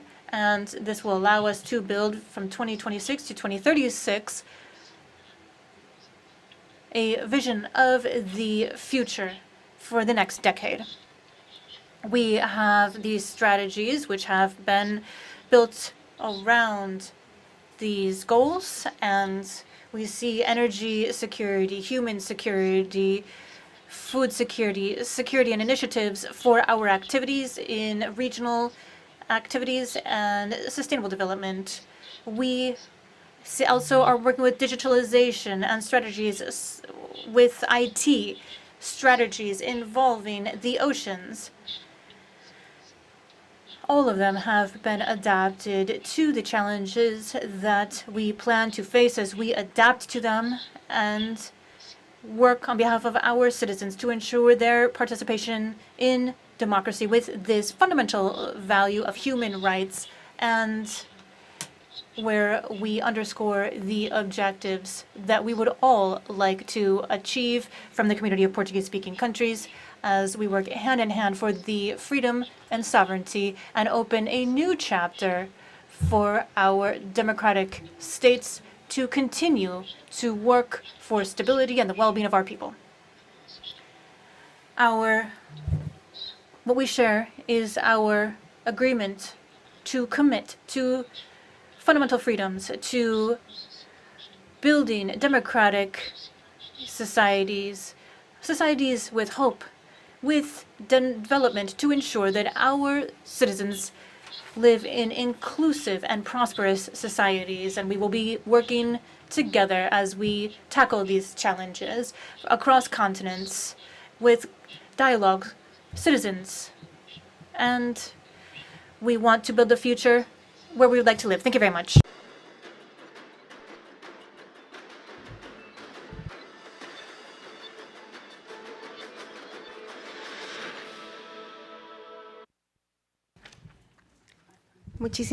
Thank you very much to Brazil, Ambassador Belli, for facilitating that statement from Ambassador Maria de Fatima Jardim, the Executive Secretary for the Community of Portuguese-Speaking Countries. And we would like to ask you to please express our gratitude for her participation in this commemoration today. I am now delighted to salute and give the floor to the Councillor Minister, Pedro Carneiro, the alternate representative of Portugal, also an observer state at the OAS. Mr. Carneiro, you are very welcome to this Permanent Council, and I give you the floor for 7 minutes. Thank you. Thank you very much, Chair of the Permanent Council, ladies and gentlemen, ambassadors. Portugal is delighted and would like to congratulate Brazil for adding the commemoration of the day for celebrating the Portuguese language in today's order of business. And we are also delighted to be associated in this House of the Americas as we celebrate this World Day of the Portuguese language, which was created by UNESCO in 2019 to recognize the relevance of a language that brings people together throughout all continents. Portuguese is today a truly global language, we can say. It is spoken by over 260 million people. It is the official language of 9 countries scattered over 4 continents, and one of the languages most widely used in the Southern Hemisphere. Its universality is thanks to its geography and also thanks to its demographics, but also thanks to its dynamic nature. This is a language that's constantly growing, and we see projections that it might reach 380 million speakers by the middle of this century and up to 500 million by the end of this century. Portuguese was adopted as an official language for the work by 32 international organizations, including right here at the OAS, where we are today. This is part of we also see effort underway to ensure that the UN adds it very soon to its official languages. And the figures do not quite capture the depth of this reality. Portuguese is a space for bringing cultures together as well as histories and worldviews. It is a language of literature, innovation, science, diplomacy, and cooperation between nations. And above all, we are so proud to say that this is a language of diversity. It has always been useful to remember that worldwide, and I like to say this a lot, nearly 7,000 languages are spoken, most of them spoken by small communities, it's true, and others that are endangered. But all countries today that are represented speak global languages. This is a responsibility and also a privilege, and it forces us to recognize the value of multilingualism as a tool for integration and promoting cultural diversity. Chair, ladies and gentlemen, ambassadors, please allow me to state today that we are celebrating this year in 2026 the 30th anniversary of the creation of the CPLP, which is the Community of Portuguese-Speaking States. And I'd like to also celebrate the statement made by Ambassador Maria Fatima de Jardim. And in fact, in 1996, Lusophone countries decided to create this community of Portuguese-speaking countries. And this became a tool for political dialogue, multilateral cooperation, and addressing development challenges. And over 30 countries and international organizations are currently observer states of the CPLP, and more would like to join. And this is a show of the vitality of the community. And here in the Americas, Portuguese is also incredibly important, and that is growing. It is the mother tongue, or also a heritage language for so many people, and it is growing in diversity. It's taught in schools, particularly over the last 10 years, the last 15 years, where we see a growing cultural and strategic interest in Portuguese. And in the Americas, from Portugal, we saw Camões, and the Cooperation for Language Cooperation has worked with over 300 universities in Argentina, Canada, the United States, Mexico, Uruguay, Venezuela. Portuguese is a language that is taught in high schools. Celebrating today, this International Day of the Portuguese Language, means celebrating a language of the future, a language that promotes multilingualism, intercultural dialogue, and sustainable development. These are the values that we also share at the heart of the OAS. Please allow me to underscore that Portuguese is a collective effort, and it's not something that falls on just one country. From our part, in Portugal, we will continue to work in very close collaboration with our CPLP partners and with friendly countries such as member states of the OAS, as well as with countries of the Ibero-American space, as we strengthen the presence and international role of our language. I will conclude finally with a message. Portuguese is not just a language that we love. It is a language that we build every day, where it is spoken, taught, and where it is reinvented. Thank you very much. Muchísimas gracias a usted por su Thank you very much for your very important reflection, Ambassador Carneiro, and thank you very much for being with us today. And now we will give the floor to the Ambassador of Brazil to the OAS. Thank you very much, Chair, for including this item on today's agenda. I am honored to take part in this commemoration of the International Day of the Portuguese Language at the OAS, and in Article 3 of our Charter, Section M, it includes a principle that states that the spiritual unity of the continent is based on respect for the cultural personality of countries of the Americas. And today we are celebrating the Portuguese language in this session of the Permanent Council, and we are reiterating this principle that is enshrined in the OAS Charter. We are also celebrating our shared values and valuing the unity of diversity that characterizes us, and which it requires respect for cultural and linguistic diversity as a pillar. The International Day of Portuguese Language is not just an opportunity to recognize it as a means of communication, but rather a living heritage of our humanity shared by people, history, and cultures on 4 continents. Portuguese is one of the major global languages today. And as our colleague from Portugal stated, it's estimated that over 65 million people, 265 million people speak it around the world. So it's one of the most widely spoken countries around the world. And this reflects a deep history of encounters between people and civilizations. Portuguese is the official language in 9 countries: Angola, Brazil, Cabo Verde, Guinea-Bissau, Equatorial Guinea, Mozambique, Portugal, São Tomé e Príncipe, and Timor-Leste, as well as having significant presence in diasporas in Europe, the Americas, Africa, and Asia. It's also the working language and has a strong cultural presence in regions such as Macau, Goa, Casamance, as well as other global cities where millions of Portuguese speakers live. And also, fun fact is it is the most widely spoken language in the Southern Hemisphere. Brazil brings together the largest community of speakers, followed by African Portuguese countries, and that is a population that is growing. Demographic studies that we may reach 400 million speakers by the middle of this century. This is a singular phenomenon, as many other international languages are currently demographically stable. Portuguese is a young country with a big future, with great potential for cultural, economic, and political expansion. But languages are much more than numbers. Languages are above all a central tool for identity.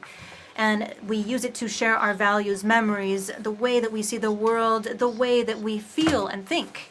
Speaking Portuguese is sharing a heritage, but also reiterating diversity. It's spoken in Maputo, Lisboa, Salvador, Praia, and Dili. And it has a specific expression, an accent, a distinctive rhythm, which reveals the creativity of its people, which mold it each day. And this diversity doesn't weaken the language. On the contrary, it enriches it and strengthens it.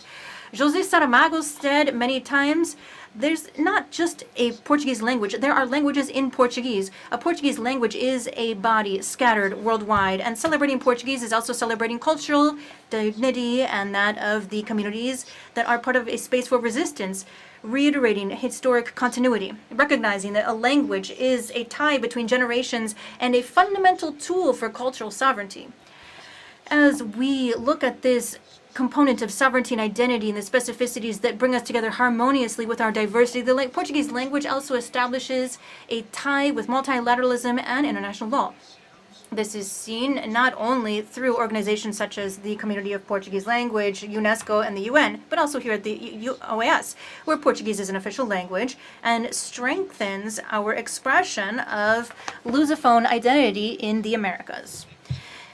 One can not speak Portuguese without noting the importance of Lusophone culture and its contribution to universal culture, literature, music, cinema, thought, and art produced in Portuguese-speaking spaces have also decisively contributed to cultural heritage and our humanity.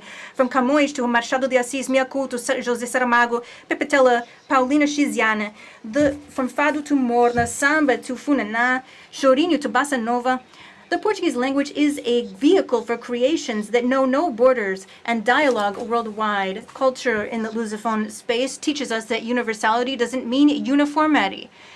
On the contrary, it is born between differences and this ability to hear one another and transform local experiences and universal values. In that sense, Portuguese is also a language for dialogue, cooperation, and peace. Celebrating the International Day of the Portuguese Language means reiterating a commitment to the future.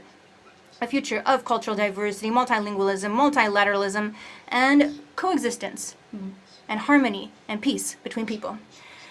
We must know to preserve, promote, and transmit this shared language, respecting its many different voices and recognizing it as a tool for hope and union. I'd like to conclude, Chair, with a poem from Evaristo Conceição, which shares some of the ideas I just shared, particularly the fact that language is not just an expression of identity and history, but also a link between generations and a tool for social transformation. Evaristo Conceição was one of the Black women of Brazil who carried the burden of a past in the presence of injustice, and she said the following in Voices of Women: "The voice of my great-grandmother echoed childhood in the ship's holds, echoed moans of a lost childhood. The voice of my grandmother echoed obedience to the white people who owned everything. The voice of my mother echoed softly in revolt in the backs of other people's kitchens, under the bundles of dirty laundry of white people, on the dusty road in the direction of the favela, and my voice still echoes perplexing verses with rhythm and hunger. The voice of my daughter collects all our voices, collects itself, the voices mute, silent, choked in our throats. My daughter's voice collects itself, speech and act, yesterday, today, now. In my daughter's voice, resonance will be heard, the echo of life and freedom." Thank you very much. Embajador, muchísimas gracias a usted por... Thank you, Ambassador, for that poem, for concluding your intervention in such a beautiful way. We're happy to be able to put this commemoration on our agenda. It's so important to highlight how this is related to the charter. I just wanted to say that the exception is for 10 minutes, but really it was for different member states jointly under 46 bis. Thank you. And Mexico, you have the floor.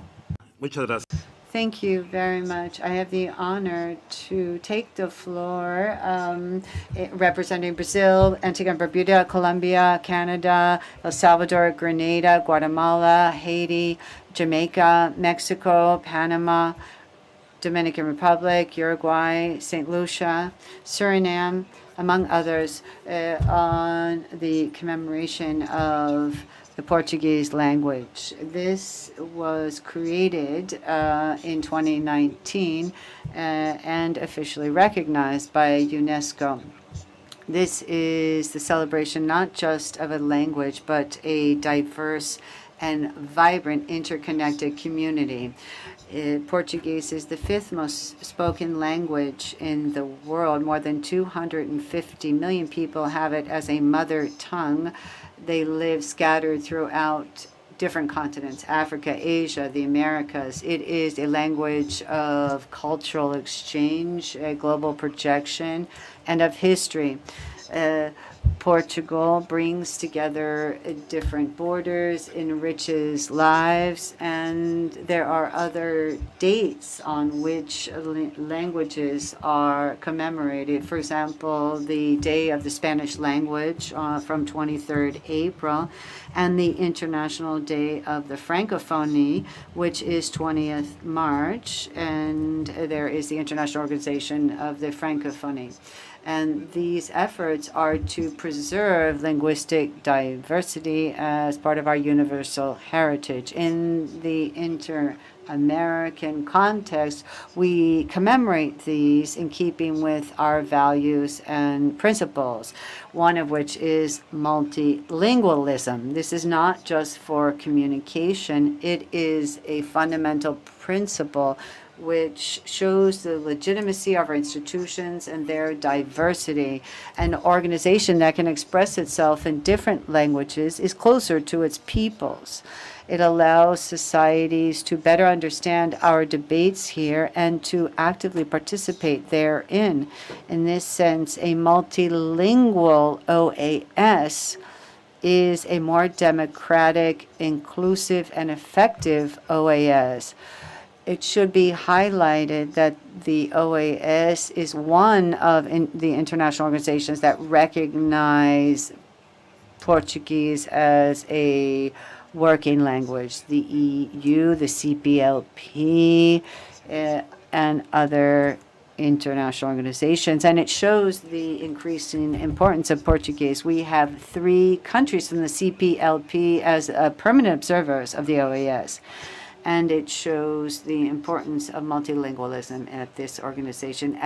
On this day, the International Day of the Portuguese Language, we reiterate our commitment to multilingualism and multiculturality in the Americas. Thank you.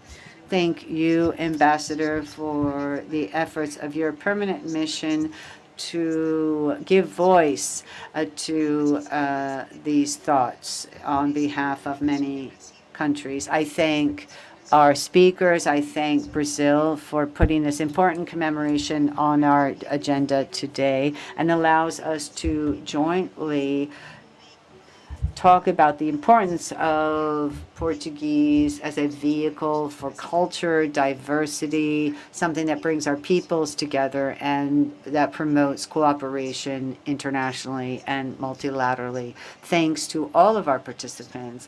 And with this, we conclude this item on our agenda. And so we're going to take a break now because we deserve it. And we have 1 hour and a half. So we will be back here exactly at 2. It was 2:30, but let's just say 2:40.